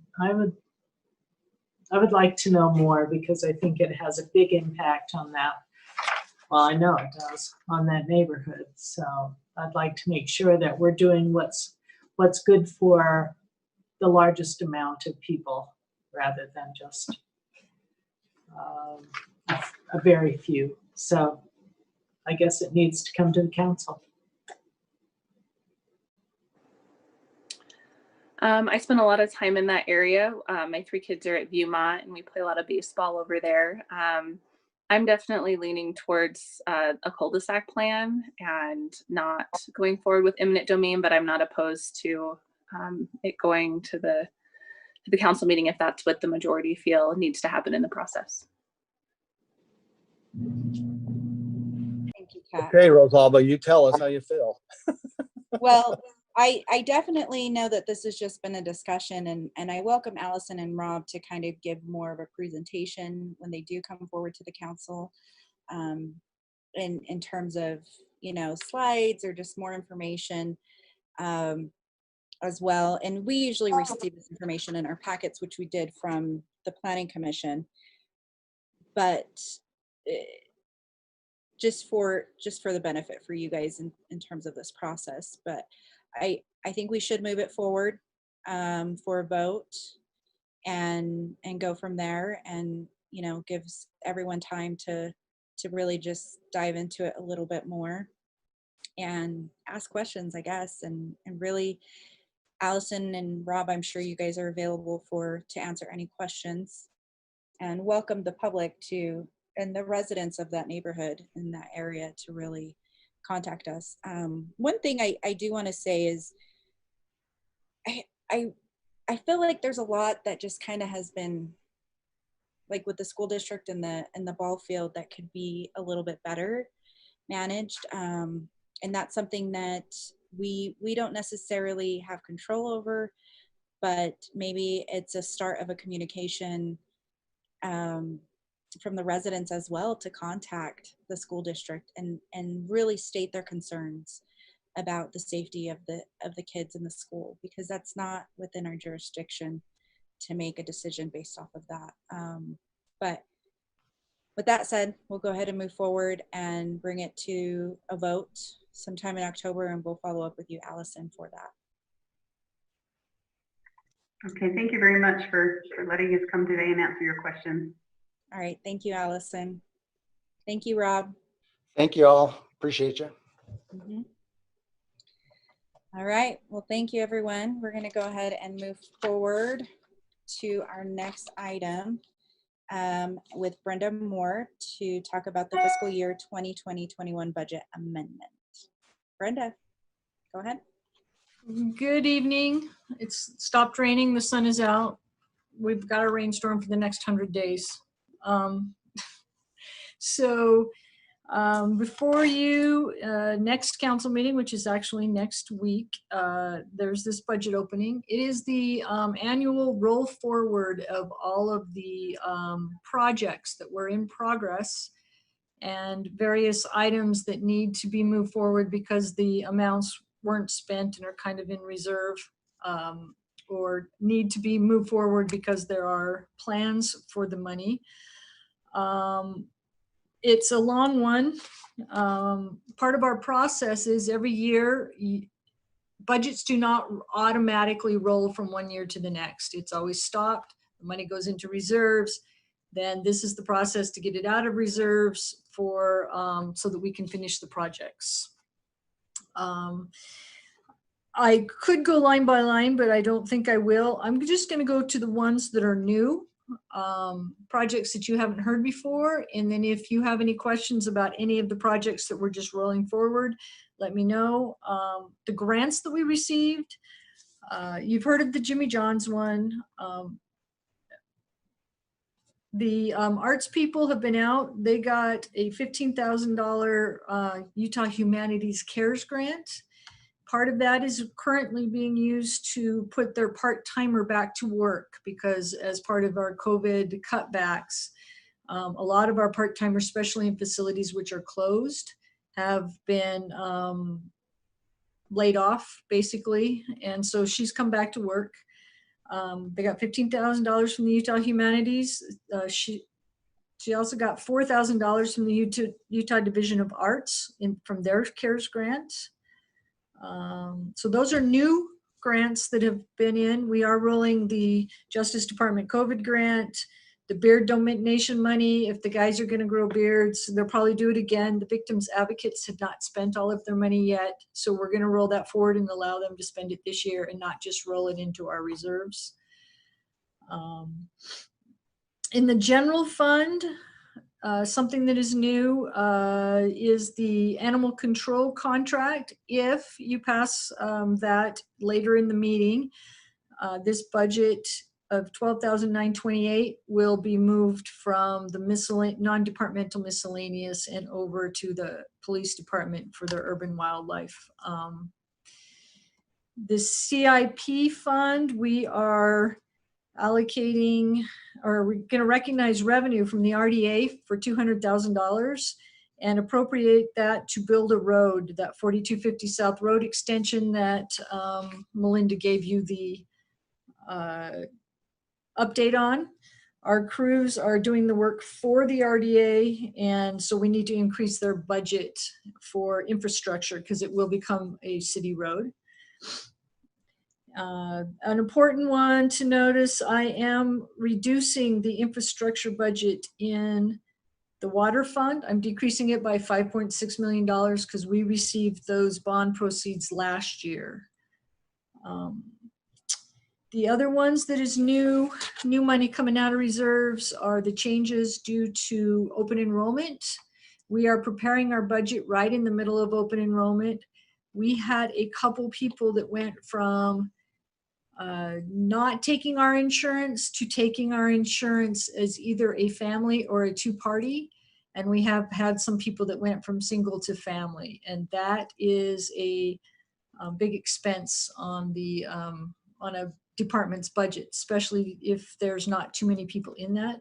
So I'm increasing the budgets for that. And then we need to, the general fund needs to purchase the Verizon cell tower from the RDA once the property is signed. I keep being hopeful about that. And so I put that in the budget so that we can do that. The other items, all of the ones in the capital projects fund or the enterprise funds, they're all just rolls of past projects that weren't finished, except for in the central garage. They needed some extra money to put the roof mounted swamp cooler up on their roof, move it from inside the building to outside the building and up on the roof. And so there's new money in that of $8,534. They have plenty of reserves for that. That's why we have that fund have a little bit of reserve, so when they need equipment, they can go get it without having to adjust the amount that the other funds pay them to take care of their vehicles. Capital improvements, these are all the savings plans and or projects that are in process, and that we're just moving forward. The one Diane likes the best is the clean energy vehicles. Hopefully we will be able to purchase vehicles in the future. And we could use that with the clean energy. The police had saved a little bit of money. They had a car that was being replaced by insurance. We're rolling that one forward. And then they had not spent all of their money for cars last year, so we moved it forward in case they need other equipment or want to buy an extra car. So there's a whole list there. And the only other new money in the capital projects is the pavilion replacement project. They are in the planning stages for, I think it's pavilion number 5, the one that's right there by that park, by the park office building. And they would like to, as part of this, they're going to kind of revamp that whole area. I haven't seen plans, but they would like to put restrooms on that side of the road, public restrooms over there by that pavilion, instead of having to have people walk across the road to the ones that were created, I don't know when. But I am also told that they are only used in emergency situations by some of the council members. So, they need an extra $300,000, they believe, in order to put those restrooms in there. So that is new money coming out of reserves for that. The rest of them are just projects that we're trying to get finished. The one thing I did have a question of when I met with the budget committee is the Murray Theater. I was going to, and I am going to, reverse the budget on that, let the previous year's budget roll back into reserves, and then remove the $500,000 that was appropriated for this year. The track funding has been pulled. It will probably be years, at least a year or two, if not more, if ever, that the county will come up with their half of the funds again. And I'm not sure where in the future this project will go. So I was going to remove this from the budget and let it flow back into the reserves.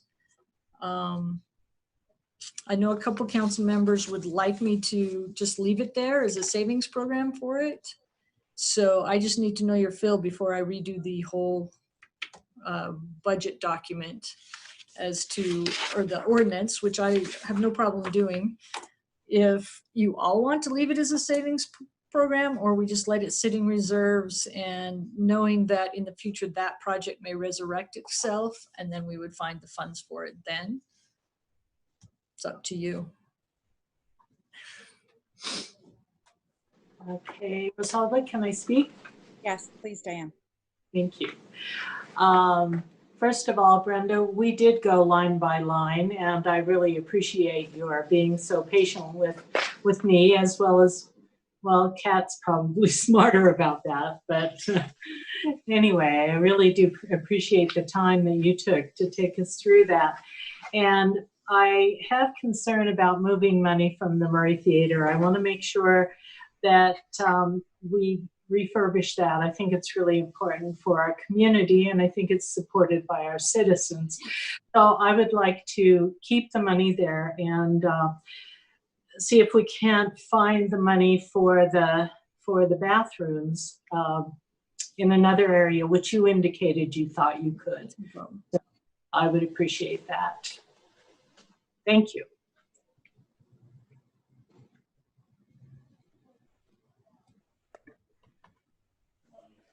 Rosalba, if I might. Go ahead, Dale. Yeah, I'm fine with that as long as pulling money, leaving that money there doesn't hurt other projects that we need. If you feel comfortable in finding that $300,000 elsewhere, I'm fine with it. But I don't want any other ongoing projects or anything else that's in the budget to suffer because of it. So if you're good with that, I'm good with that. I agree. It could be a long time before we see any movement on the Murray Theater, as neat as that could be. The situation we're in now, it could be years, and I don't want to have another program suffer while money sits. Quick question, Brenda. Oh, sorry. With the CIP funding, how much do we have for Parks and Rec in terms of CIP? Like, what's their total right now? That is a very good question. I'm only curious because I know at the end of the fiscal year we went over that, and it seemed like they had enough money that we didn't need to pull out from the theater. So what they're telling me for the pavilion project, they have 1.2 million left, 1.271 left. And if they want to do the bathrooms, they'll need an extra 300,000. There is funds, some reserve that we haven't used yet sitting in, that's not allocated anywhere, sitting in the CIP fund. So personally, my personal opinion is I don't like kids running across the road to go to the bathroom from one place to the other. And if you're going to put in a brand new pavilion, reorganize things, you should have a new restroom.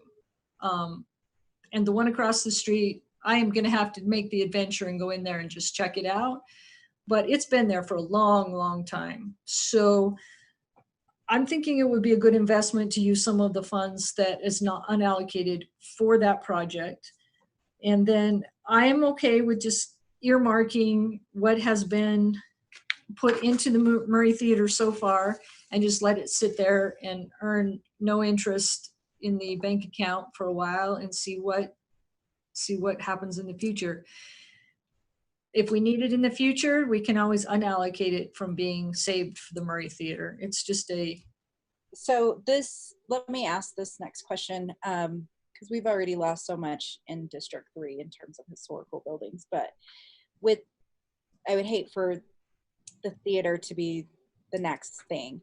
But with this 500,000, if something were to come up or we needed to do some maintenance to the Murray Theater, is that something, or 500,000, yeah, is that something we could allocate the funding for to help maintain it in this time, or where would that money come from? Let's say if a window broke and we had to replace it, or there was a leak or anything like that. Right now, Jeff Martin, as part of facilities, is watching that building, and he goes over and, the facilities budget is paying for the heat, because they do heat it a bit, and for the electricity that's in there and stuff like that. So he's watching it. Right now, his budget, unless it was huge, a huge expense, would probably cover whatever needed to be done. I'm sure he's looked at it and made sure it's sealed up as well as it can so it doesn't deteriorate much further. So, make sure the roof's not leaking and all of that kind of stuff. But yeah, if something had to be fixed that was huge, you could use some of that money for that. That's capital improvements project is maintenance as well as it is new. So I guess worst case scenario, if we remove this funding and it went into the general fund. It doesn't go to the general fund. It would just sit in the CIP as reserves. The CIP as the reserves, right? Sorry. Then what happens with the Murray Theater? I mean, that's kind of the question, right? Like, then what happens with that? And it sits there. It sits there until the project can be, because the city itself cannot afford to do the whole project on their own. I mean, we just can't. So it will sit there. We'll maintain the building as best we can so that it doesn't deteriorate further. And then if the project gets resurrected, then we figure out how much of the reserves that are sitting in CIP at that point we use for it, and we start budgeting like we did at first. I think this is the second or third year there's been a little bit of money put into the budget to kind of move the project along. And so if CIP hadn't spent all of their money on other things, then we could just resurrect this money. If it's allocated like this, if we get desperate and somebody else needs the money more, we make a decision, we weigh it, then And we can always add to it, we right? can always add to it if we've got So funds available. if we got that funding available from the county again and it came through, Yep. we could do that match. Yep, it's a soft, these allocation things, savings things are soft. They can be changed. We don't like to because we have the trust of our department heads that if they've got this money and they don't spend it one year, the next year they get to save it up and spend it on something that they really need. It helps them not spend on stuff that they sort of need, but they save their money for what they really want and what they really need. And they trust that you guys and I think it's a two-way. You trust that they're only getting what they need and they trust you to leave it there and let it build up. So we can do the same thing with the theater and let it sit and build. It's a flexible, it can be very flexible. That would be my preference, is to just let it sit there and see. Okay. I can rearrange this. If I'm going to rewrite this, I am going to, if you don't mind, I'm going to add an EMS grant that the fire department just informed me of. It wasn't an emergency, so if I wasn't going to rewrite, it doesn't matter. But they have received a $4,081 grant to buy some equipment for their ambulance service, the EMS system. And I'm going to adjust the department COVID grant, the Justice Department COVID grant down a little bit. They spent more money than I thought already. So we're not going to roll quite as much forward. But I will get Jan some new papers to be in your packet on Friday. All right, thank you. Kat, did you have something to add? I just wanted to say thank you, Brenda, for meeting with us. And if there's somewhere we can take that money from, thank you for, your creativity and finding ways to make that work, since the bathrooms are going to be amazing and really, really important to the community, because I've just been kind of crossing my fingers waiting for Chief Burnett here to bust my kid peeing behind a tree. So if we can make those happen and keep money in the Murray Theater Fund as long as possible, I think that's great. So thank you. Thank you. Yeah, I'm sorry, I'm cracking up now after Kat, but I'm totally agree. I like the idea of leaving it there because once it's gone out of there, it's tough to get it back in there. And like Brenda said, if we need it, we can pull from it later on. I do have a question. I don't know if you've got this on hand, Brenda, but the insurance increase for insurance families, for families instead of individuals, do you know that amount that we're increasing? Well, if a person goes from an individual, which is approximately, I don't know the exact numbers, but I meant the total amount. But it's approximately like $4,000, $5,000 for a single person to have insurance. Right. You put a family in there, it's probably 15 or 16,000. So if someone goes, that's a $10,000 difference. You get a couple people moving, and that's why I usually adjust the budget at this point of the year, just to make sure that towards the end of the year, the police and the fire's insurance budget, we're not borrowing money from salaries or anything to make sure their insurance is good. Okay, so you'll just move that over, and then I want to make sure that I'm letting everyone know that I support that extra 300,000 for parks. So thank you. Same. I think that's great. Brenda, as far as insurance goes, does that increase like yearly? Is that something that just happens? Well, or bigger this year? No, the insurance went up. It's normal 5% or something. This is the difference when in May, everybody gets to choose what insurance you have. That's right. And it's the time of year that people can get on the insurance or change from single to family.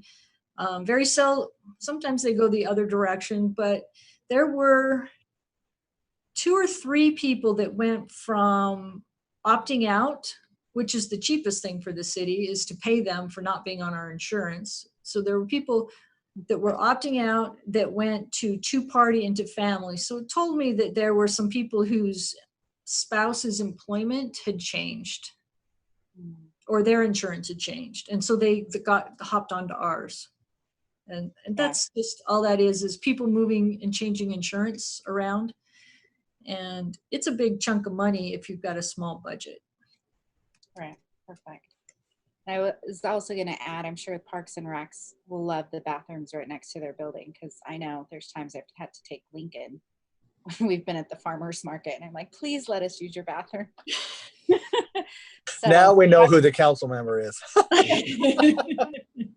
I know, sorry. And they've always been great, but I know that will alleviate a lot of people going into the Parks and Recs building to use their facilities. So awesome. Well, thank you, Brenda. Thank you for your time. And anybody else have any questions, comments, concerns? No? All right. Thank you, Brenda. I guess we'll see you at the council meeting. Yes. Good enough. All right. We're going to go ahead and move on with Chief Burnett. And we're going to go over the Metro Narcotics Task Force Agreement. Go ahead and let us know what that's all about. Well, excuse me. This is something we sign and update every year. The agreement, we're part of the task force, which means we have an officer that's assigned to the task force, and you'll maybe remember last year there was some major changes on this same MOU in that Murray was no longer the host funding agency. So this is just this year. It's time for us to sign the agreement again. There's really not any major changes. The changes I think that come through this year, different from last year, is there's been some changes in how the federal government does their equitable sharing. So any funding that may need to be distributed to anybody that's involved, there's some different restrictions that the federal government has put in that they've worked into this. Mainly that now everybody gets a percentage of whatever money would be shared, and that's depending on how many people are each agency has assigned to the task force. And also I know there's a couple of additional agencies that have joined that are part of this now. Summit County and a couple from Tooele City, and a couple have joined on. So other than that, there's really not any major changes. It's just need to have it approved, and we'll be doing that in the next meeting. So just if there's any questions about what we do or how it's why we're a part of it, I mean, it's pretty much what we've been doing for about 20 years now, since the task force has been.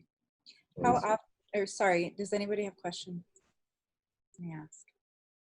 Go ahead, Diane. I just have a comment. I think that kind of coordination is so important. And so I appreciate your continuing that participation. Well, it helps us immensely because we have the resources for bigger cases. And currently our officer that's up there is in the middle of a really big case and is their lead task force agent. So, I mean, it serves us just as well because we get the resources that the federal government can kind of send our way. How often do you guys cycle in new officers? Is it yearly, bi-yearly? For here in Murray, ours is 3-year rotation, unless they come and ask for an extension. You know, like currently our officer that's up there now, he should be coming out at the end of this year. The task force came and because of the case he's working and asked that we extend him, so he'll be up there for another year. But it's usually 3, and if they get an extension, it's 4. Our regular detective rotation is 5 years, but due to it's kind of a double-edged sword. We send them up there, they get a lot of good experience, and just as they start getting up to speed with some of the things, we pull them back.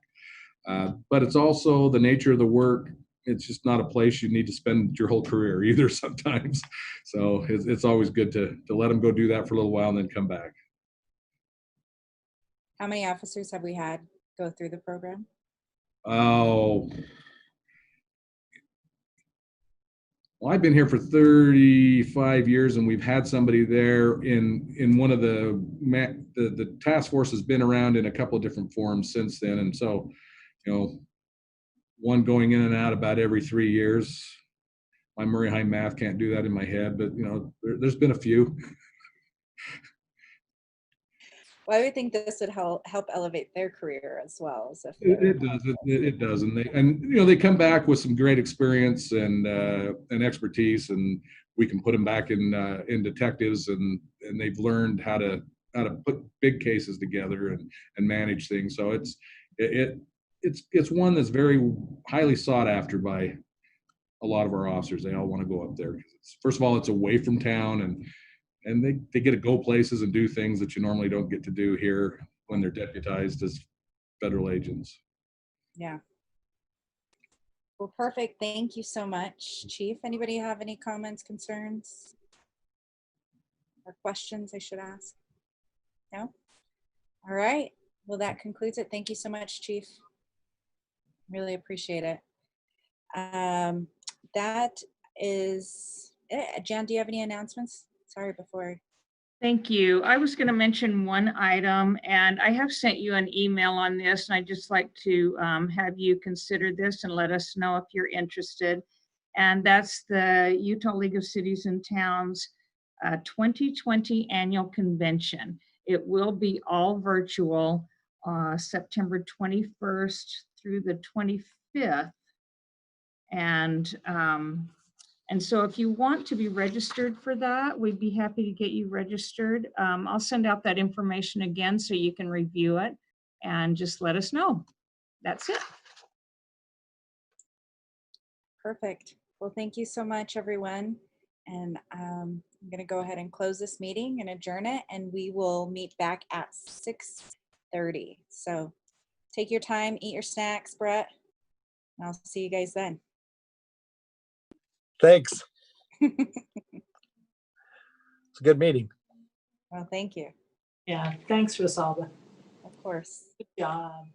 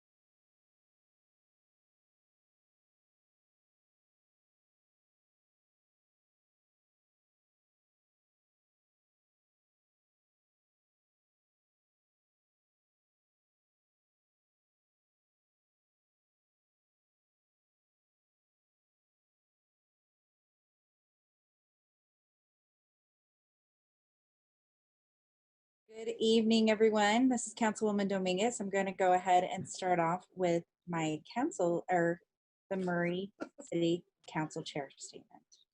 In accordance with Utah Code 52-4-2074, Open and Public Meetings Act, I have determined that to protect the health and welfare of Murray citizens, an in-person city council meeting, including attendance by the public and the city council, is not practical or prudent.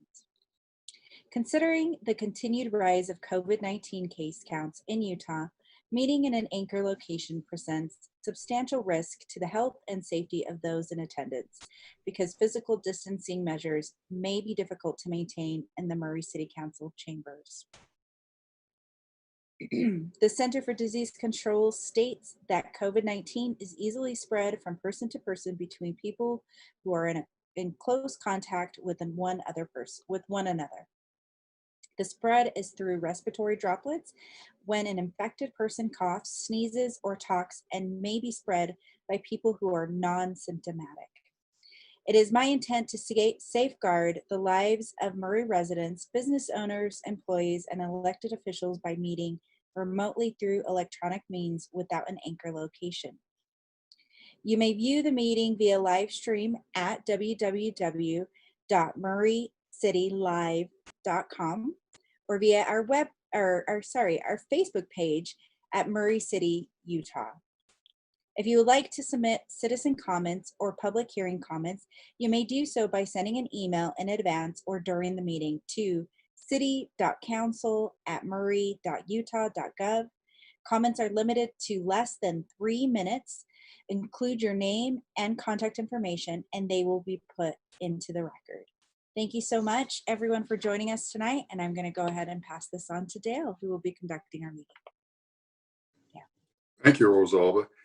Before I open the meeting, I'd like to take a personal privilege and talk about a great man that just passed away on Friday, Dave Naponsky, former chair of the council, 8 years on the council.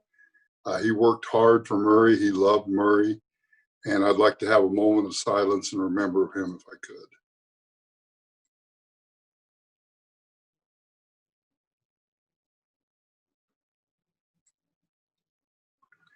Thank you. With that, we'll open the meeting.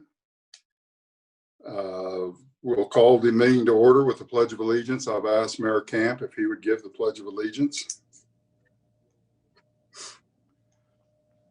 Thank you, Mr. Chair.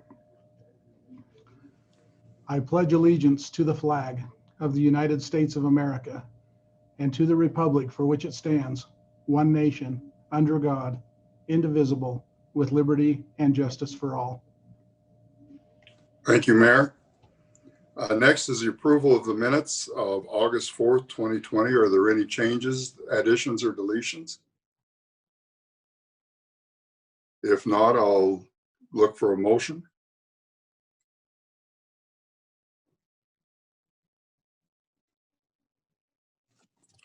I'll move approval of the council meeting minutes, August 4th, 2020.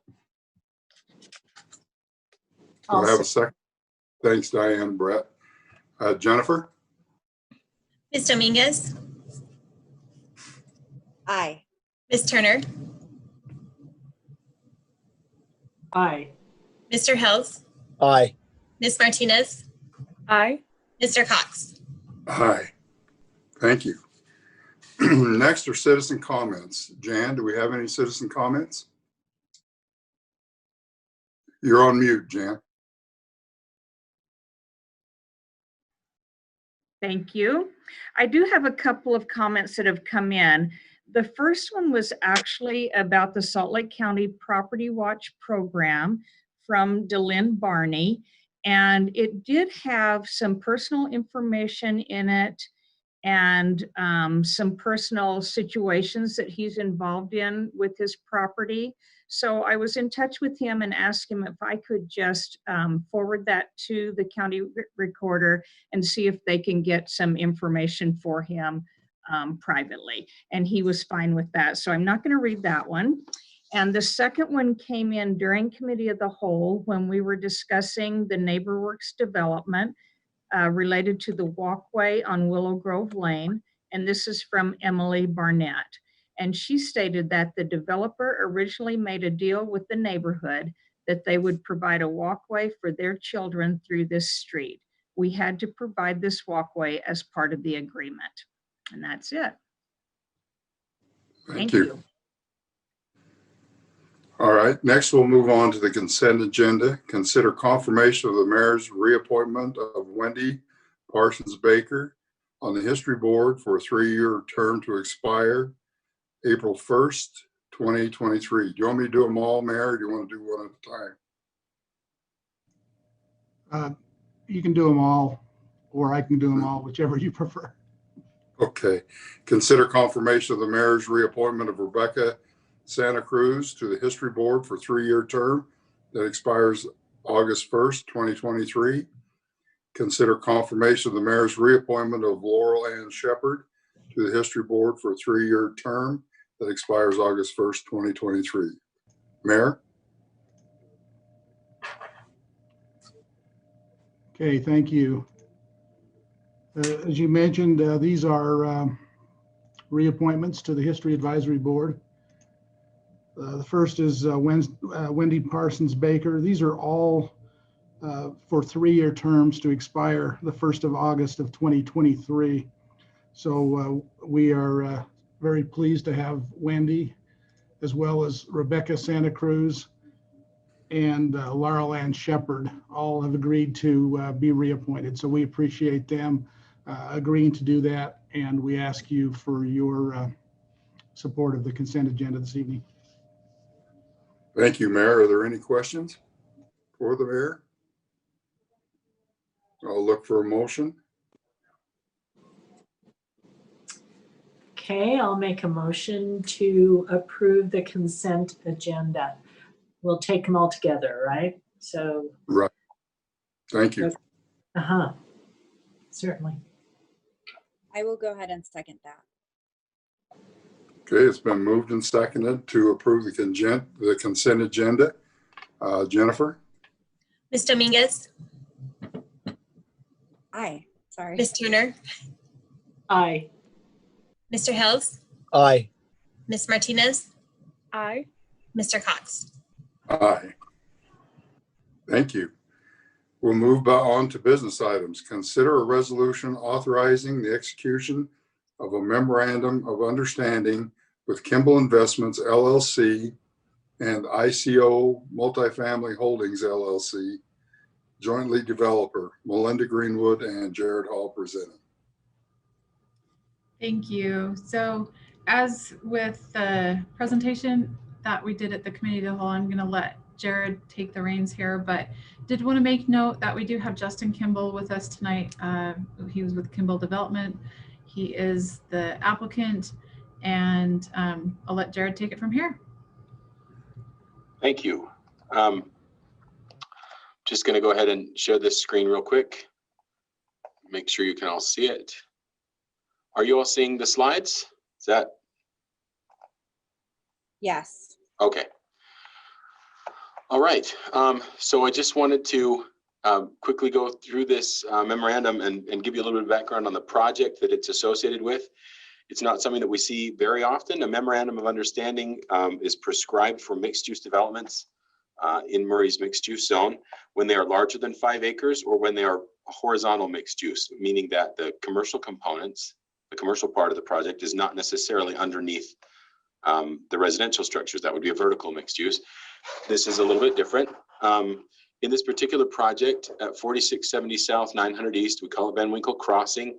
It is 10.52 acres, so it qualified for needing a memorandum of understanding in both ways. It is a horizontal, has both aspects, so it has horizontal components, and it's also over the 5 acres.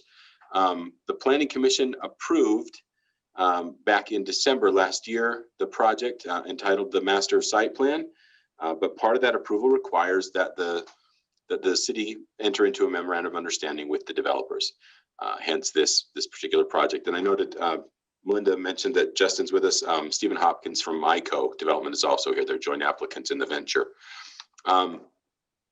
So this is the old Kmart site on 9th East. You see 9th East on this part of the screen right here. The Kmart 10 point something acres right here. The building would be removed in favor of the larger mixed use project. And we can go through some of that real quickly, and then we can talk about how the mixed use project is controlled by this memorandum and the purpose for that. You can see people are also familiar with Ivy Place just here to the south. It is in the mixed use zone, as we mentioned. The zoning was changed previous to the or prior to the Planning Commission's review of the project. It is like I said, a larger enough project that it requires this memorandum. And the memorandum is going to control several things about the project. This is a site plan for the project, and you can see there's commercial components out here on 900 East. And then you have the bulk of the residential buildings here toward the back of the project. And there is this one road that runs through the project. It's actually just a parking lot, but it's been used as a right-of-way for many, many years. And there was a lot of concern among public safety officials and planning and engineering staff to keep that road open so that the residents of the area behind in Mill Creek to the west could get back out to 900 East and use that for access to points north and south. This site plan is part of it's an attachment to the memorandum. And the reason that we need a memorandum of understanding for this kind of project is to control basically the phasing of the project, when the different components are built and how they're done, and to make sure that certain components do in fact get constructed. So we don't have a half-built project and never see the rest of it realized. So to that end, the first thing that the memorandum does is assigns in writing that this is a mixed-use development that consists of 421 residential units. They're in these buildings, 421 of them altogether, and no less than 21,000 square feet of commercial space to be developed as individual projects, but to be completed within 5 years of the execution of this memorandum. So that controls that this commercial development that we want to see happens, and it requires that be done within a certain time frame. The site plan, the master site plan, also is very focused on keeping this project tied together so that there's a lot of interaction between the commercial buildings, the commercial endeavors out here, and the residential that's on site, and the people that can come through the project as well.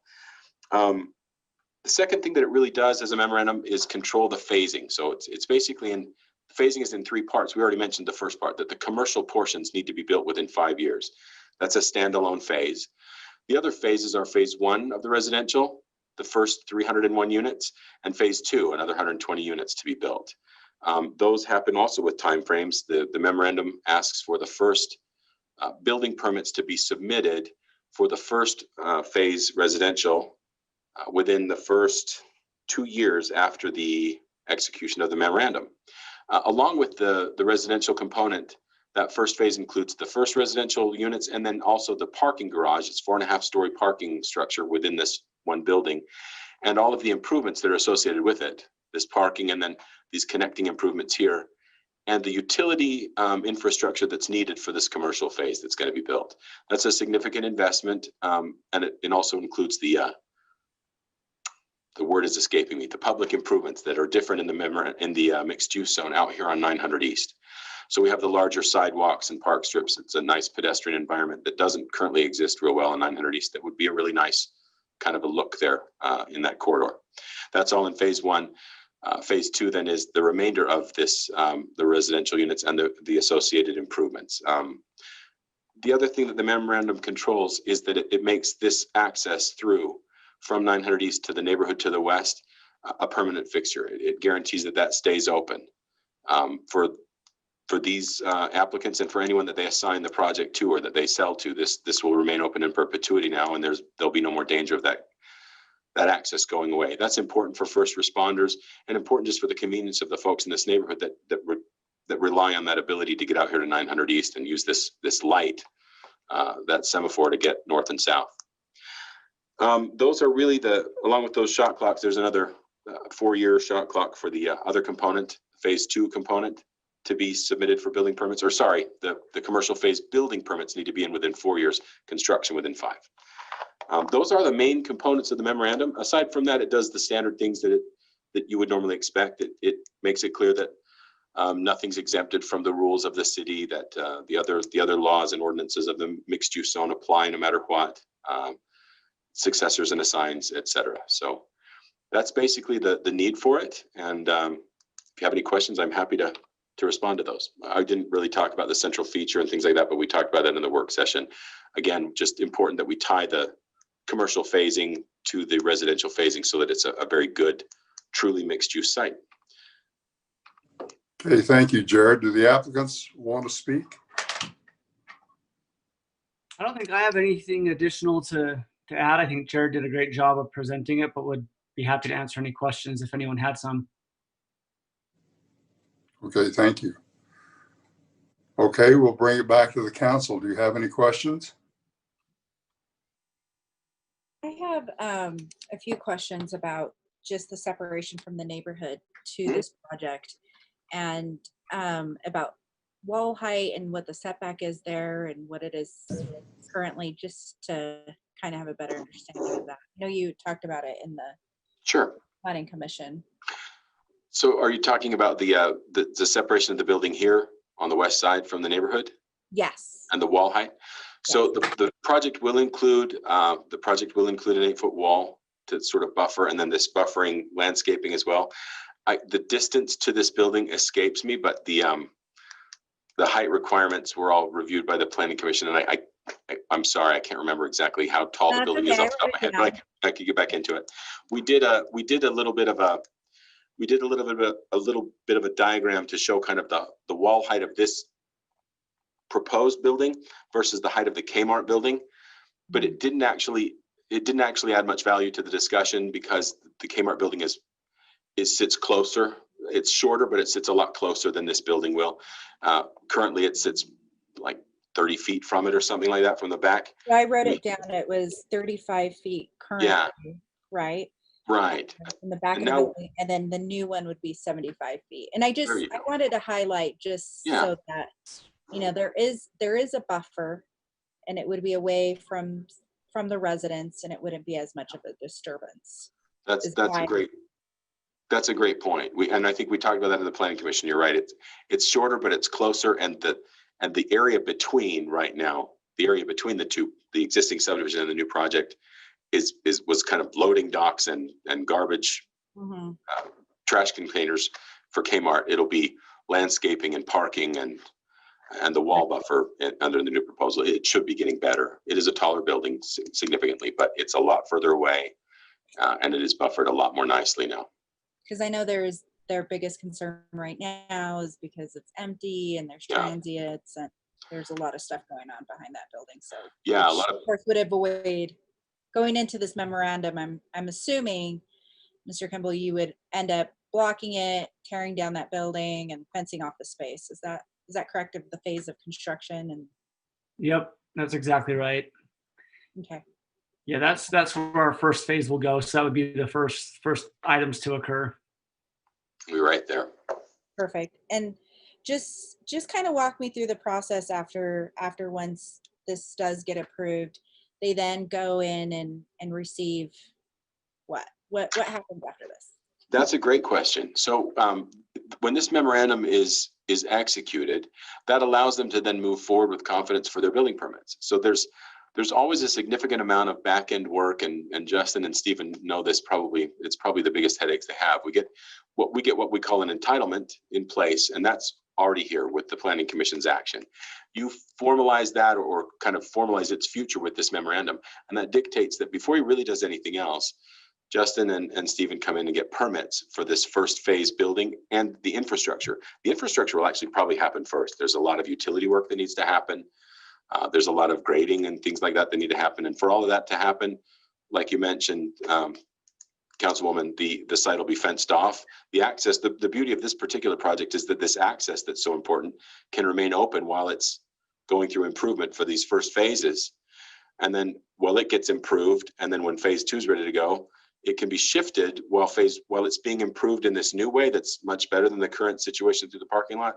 It can be shifted onto the Building C site and then put back in place when Building C is ready to get underway. So it couldn't really have worked out better for that. But the first thing, like Justin mentioned, will be building permits being sought for these first residential structures and for the infrastructure work that needs to happen out here on 900 East to accommodate the commercial, because they'll need to get going on that sooner or later too.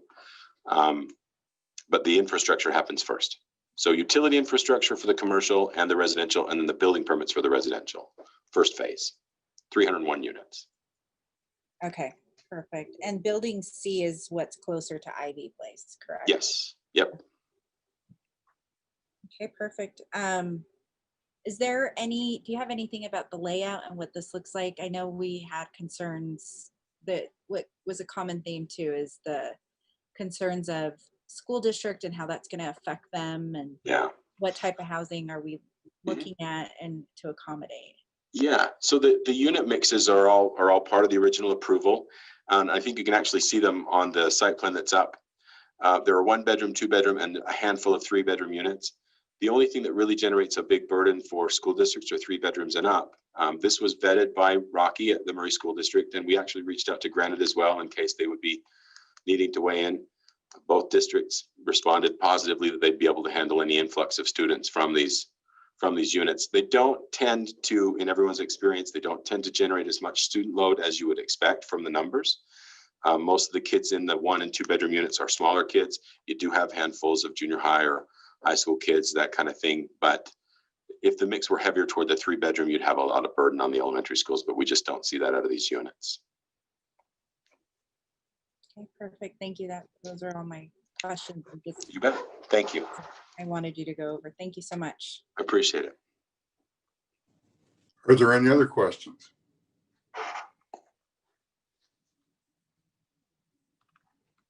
Doesn't sound like it. One thing I want to say about it is I'm glad we came to fruition on that road, because that was a big deal for me too, to be able to have those residents be able to use that road. With that, if there are no more questions, I'll look for a motion.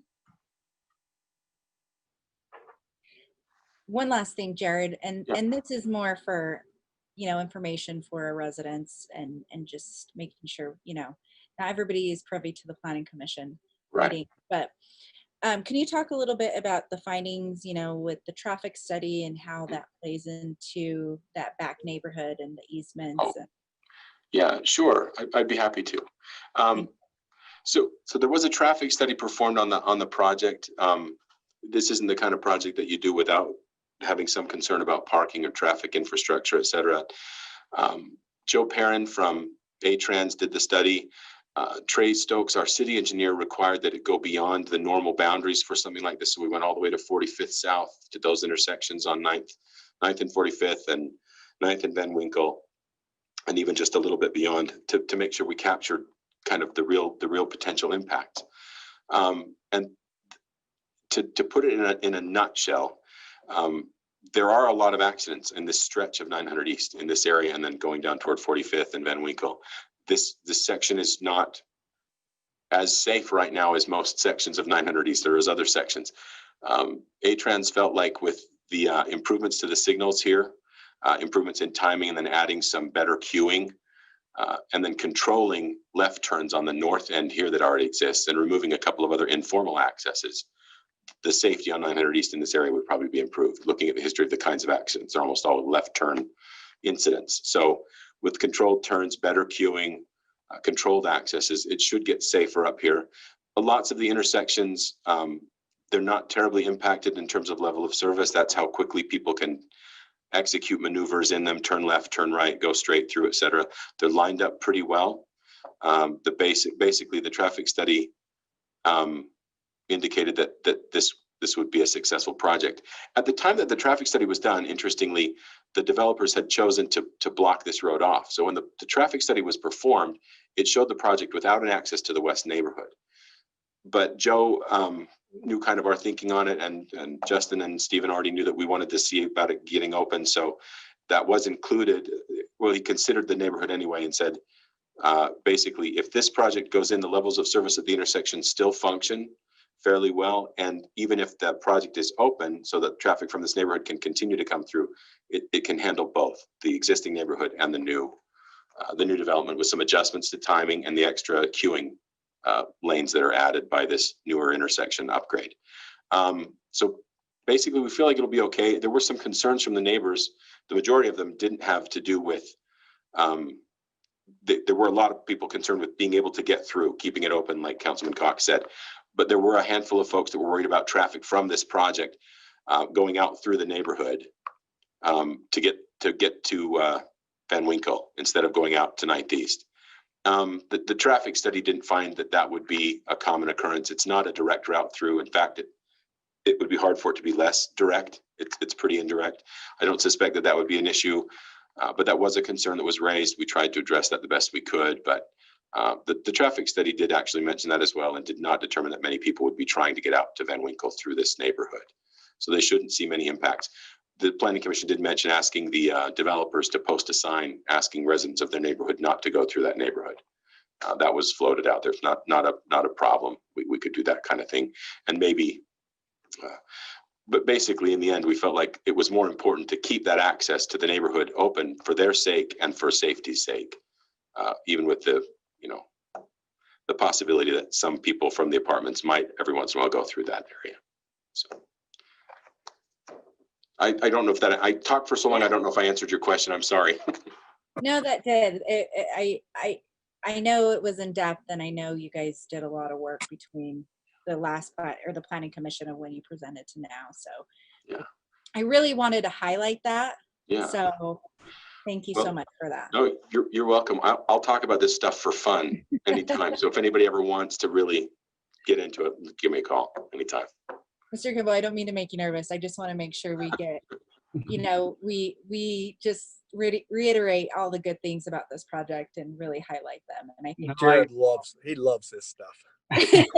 I appreciate the comments. And the only other thing I was going to mention about the traffic study, which I think is a benefit, is that it was done pre-COVID. And so the traffic counts and everything were when traffic was a little bit more normal. So that's true. I forgot about that. I've not thought about that, Justin. Thank you. Yeah. Yeah. And lastly, I know this was presented to the Planning Commission on December 5th. Has anything significantly changed? I know that between now and then, and I know we didn't really go over that over the committee of the whole, but yeah, I'm sure there hasn't very much, but no, we had some road improvements and things like that. The biggest change has been the market, and we kind of expected to have a quicker push for the MOU, but we're glad to get it done and know that the developers are ready to keep moving forward. Absolutely. Well, I'm excited either way. So it'll be a great project. Thank you for answering my questions, Jared. Anytime. Okay, any other questions? Jared, will you repeat all that again? I missed part of it. You bet. No, I'm kidding. Honestly, I am kidding. Are there any other questions? If not, I'll look for a motion. Can we take that off the screen there, and I'll make a motion? I'll get rid of that stuff. It's so much nicer to see everyone's faces when you make your motion, so you can see what are they looking like when I'm doing this. Okay, I'm going to make a motion. Is that okay, Dale? Is that what you said? Yeah. Yep. Okay. I'll make Please. a motion that we approve a resolution authorizing the execution of a memorandum of understanding with Kimball Investments, LLC, and ICO Multifamily Holdings, LLC, jointly developer. I'll second. Okay, it's been moved and seconded. Jennifer? Ms. Dominguez, Aye. Ms. Turner, Aye. Mr. Hells, Aye. Ms. Martinez, Aye. and Mr. Cox. Aye. Thank you.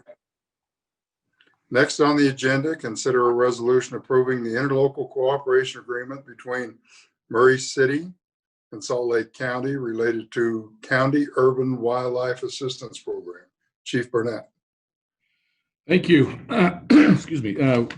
We're asking you to approve the resolution for an interlocal agreement with Salt Lake County. We've with this year, with us taking Salt Lake County taking our animal service contract, they offer a program that's through the United States Department of Agriculture.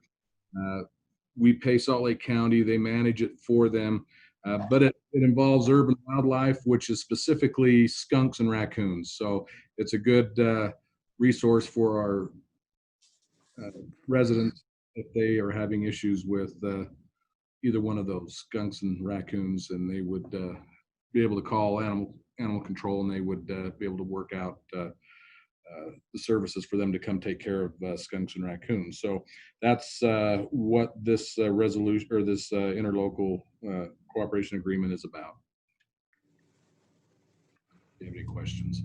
You did a great job in meeting of the whole when you presented this. Are there any questions for the chief? Other than cats got skunks? I'm just thrilled that we're doing this. I get calls all the time on raccoons, not skunks. I hope that continues, but for raccoons, I have had lots and lots of calls recently, and I know everyone from the city's familiar with that. We weren't able to do anything, so this is going to be great. Okay, I just want to clarify, cat skunks come from Taylorsville. They aren't Murray skunks.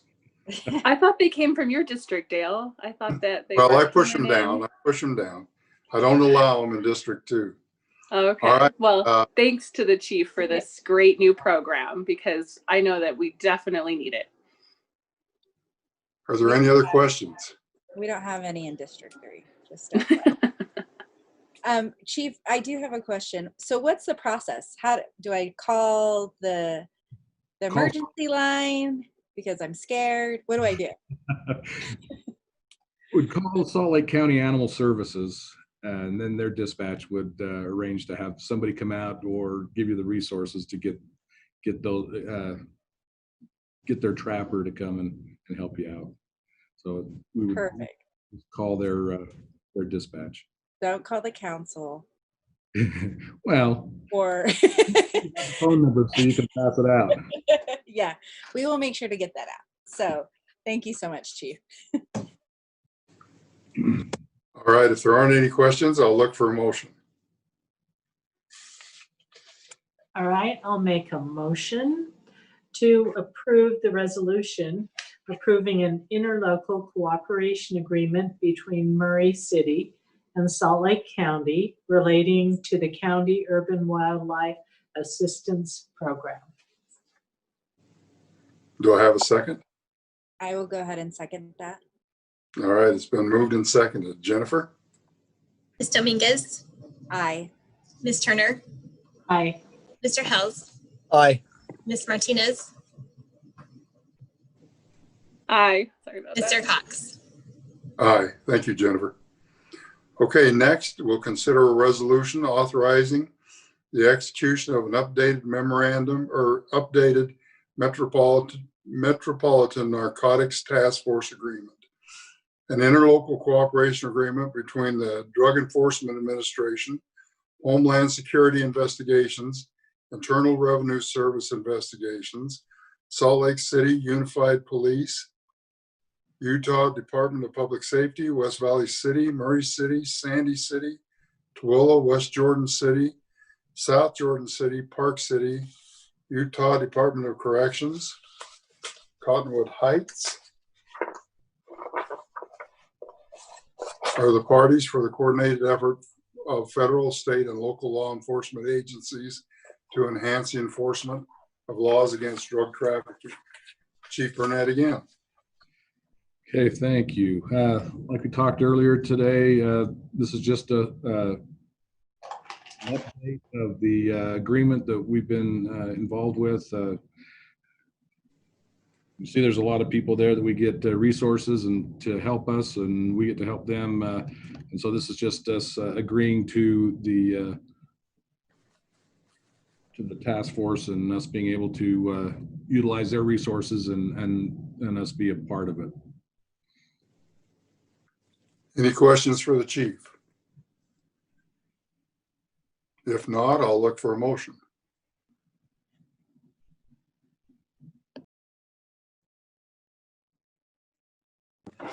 I'll make a motion that we approve the resolution authorizing the execution of, my goodness, I want to just say what you read earlier. Can I say that, GL?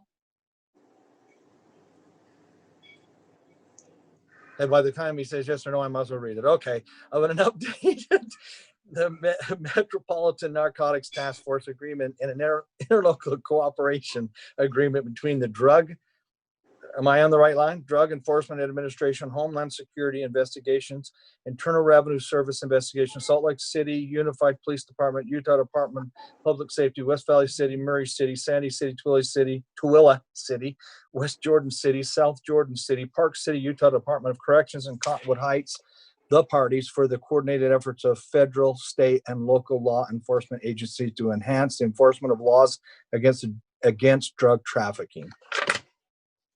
Wow. I'll second it. Would you say it? It's been moved and seconded. Jennifer? Ms. Dominguez, I just want to say that's why I didn't make the motion. Thank you. Ms. Turner, You're a fast learner, Rosalba. Aye. Mr. Hells, Aye. Ms. Martinez, Aye. Mr. Cox. Aye. Thank you again. And now we'll go to the mayor's report. Okay, thank you, Mr. Chair. A couple of things this evening.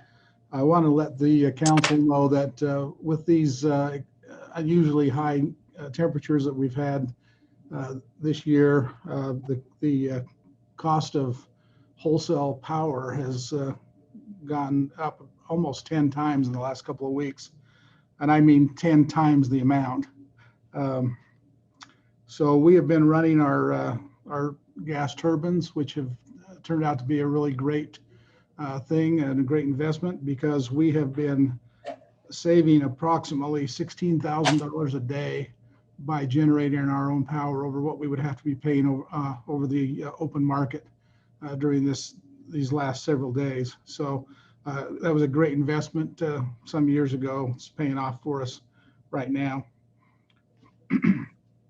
Excuse me. As you know, we have sent two firefighters along with an auxiliary truck to the Williamsport fire in Colorado. They're working, we're told, 16-hour days right now. They have 5 days remaining on their deployment, and then they'll be heading back to Murray. Just want to remind you and the public that the Vine Street survey closes at the end of this week. If anyone wants to provide input about the section of Vine Street between 13th East and Van Winkle, this is the opportunity to do so. Visit the website and select Vine Street Survey under what's happening on the home page. So we encourage all the residents to be heard on that survey.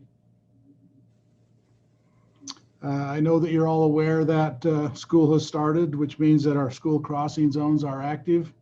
We want to remind the public to slow down, be careful, watch out when those yellow lights are flashing.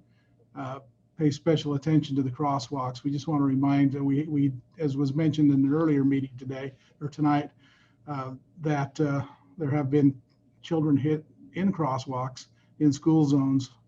And so we just want to remind the public to be aware and slow down. And finally, the Property Watch program that was discussed earlier today, just wanted to let the council know that we have posted information on our social media in May about the Property Watch. We posted on Facebook, Instagram, and Twitter, and are happy to continue to post additional information about the Property Watch. So bless you, whoever that was. It was Brett. Okay. And that's my report. Thank you. Are there any questions for the mayor? I have a question. Oh, go ahead. I'll have something after. Okay, sorry. As far as the power goes, have we been affected because of the fires or anything from California in terms of the cost of power? And do we get anything from California? I can't remember, but I know it's affected solar. No, we're none of our sources are from California. In fact, the IPP is selling to California. But so no, there hasn't been an impact. The impact has just been because people are using so much of it to cool their homes, is what's caused the power rates to go up. And we're home more too, I'm sure. Right. Lastly, where can we find the Vine Street survey? Go to the city website on the front page under what's happening. click on the What's Happening button, and you'll see the Vine Street survey. Perfect. Thank you, Mayor. Mhm. Brett? And mine's not a question for the mayor, but thank you. I just wanted to mention what you said earlier, Dale, about Dave. I just wanted to say how much I appreciated working with Dave Naponsky. He was really fun to work with. He always was looking out for the citizens. Kind of had a special way about him that would make you just kind of laugh over certain things. And I've been reminiscing with Dale a lot this week on regarding Dave. But I just wanted to just give a shout out to his family and to Jerry, especially his wife, and just real deep appreciation for Dave's 8 years of service. And if you've sold the car, get off the lot, and that's what I'll do. I'll get off the lot. So thanks. Thanks, Brett. That's one of my favorites. This guy just went on and on. I spoke about this at his funeral today. This guy just went on and on as a developer. And Dave finally said, "You sold the car, get off the lot." So the guy sat down, then Dave voted against it. And I asked Dave, I said, "Why'd you do that?" He said, "Well, one of my constituents out there didn't want it, so that's why I voted against it." So he was always hanging out for his people. That was good. Okay, if there are no more questions, I'll adjourn this meeting. Thank you, everybody. Thank you.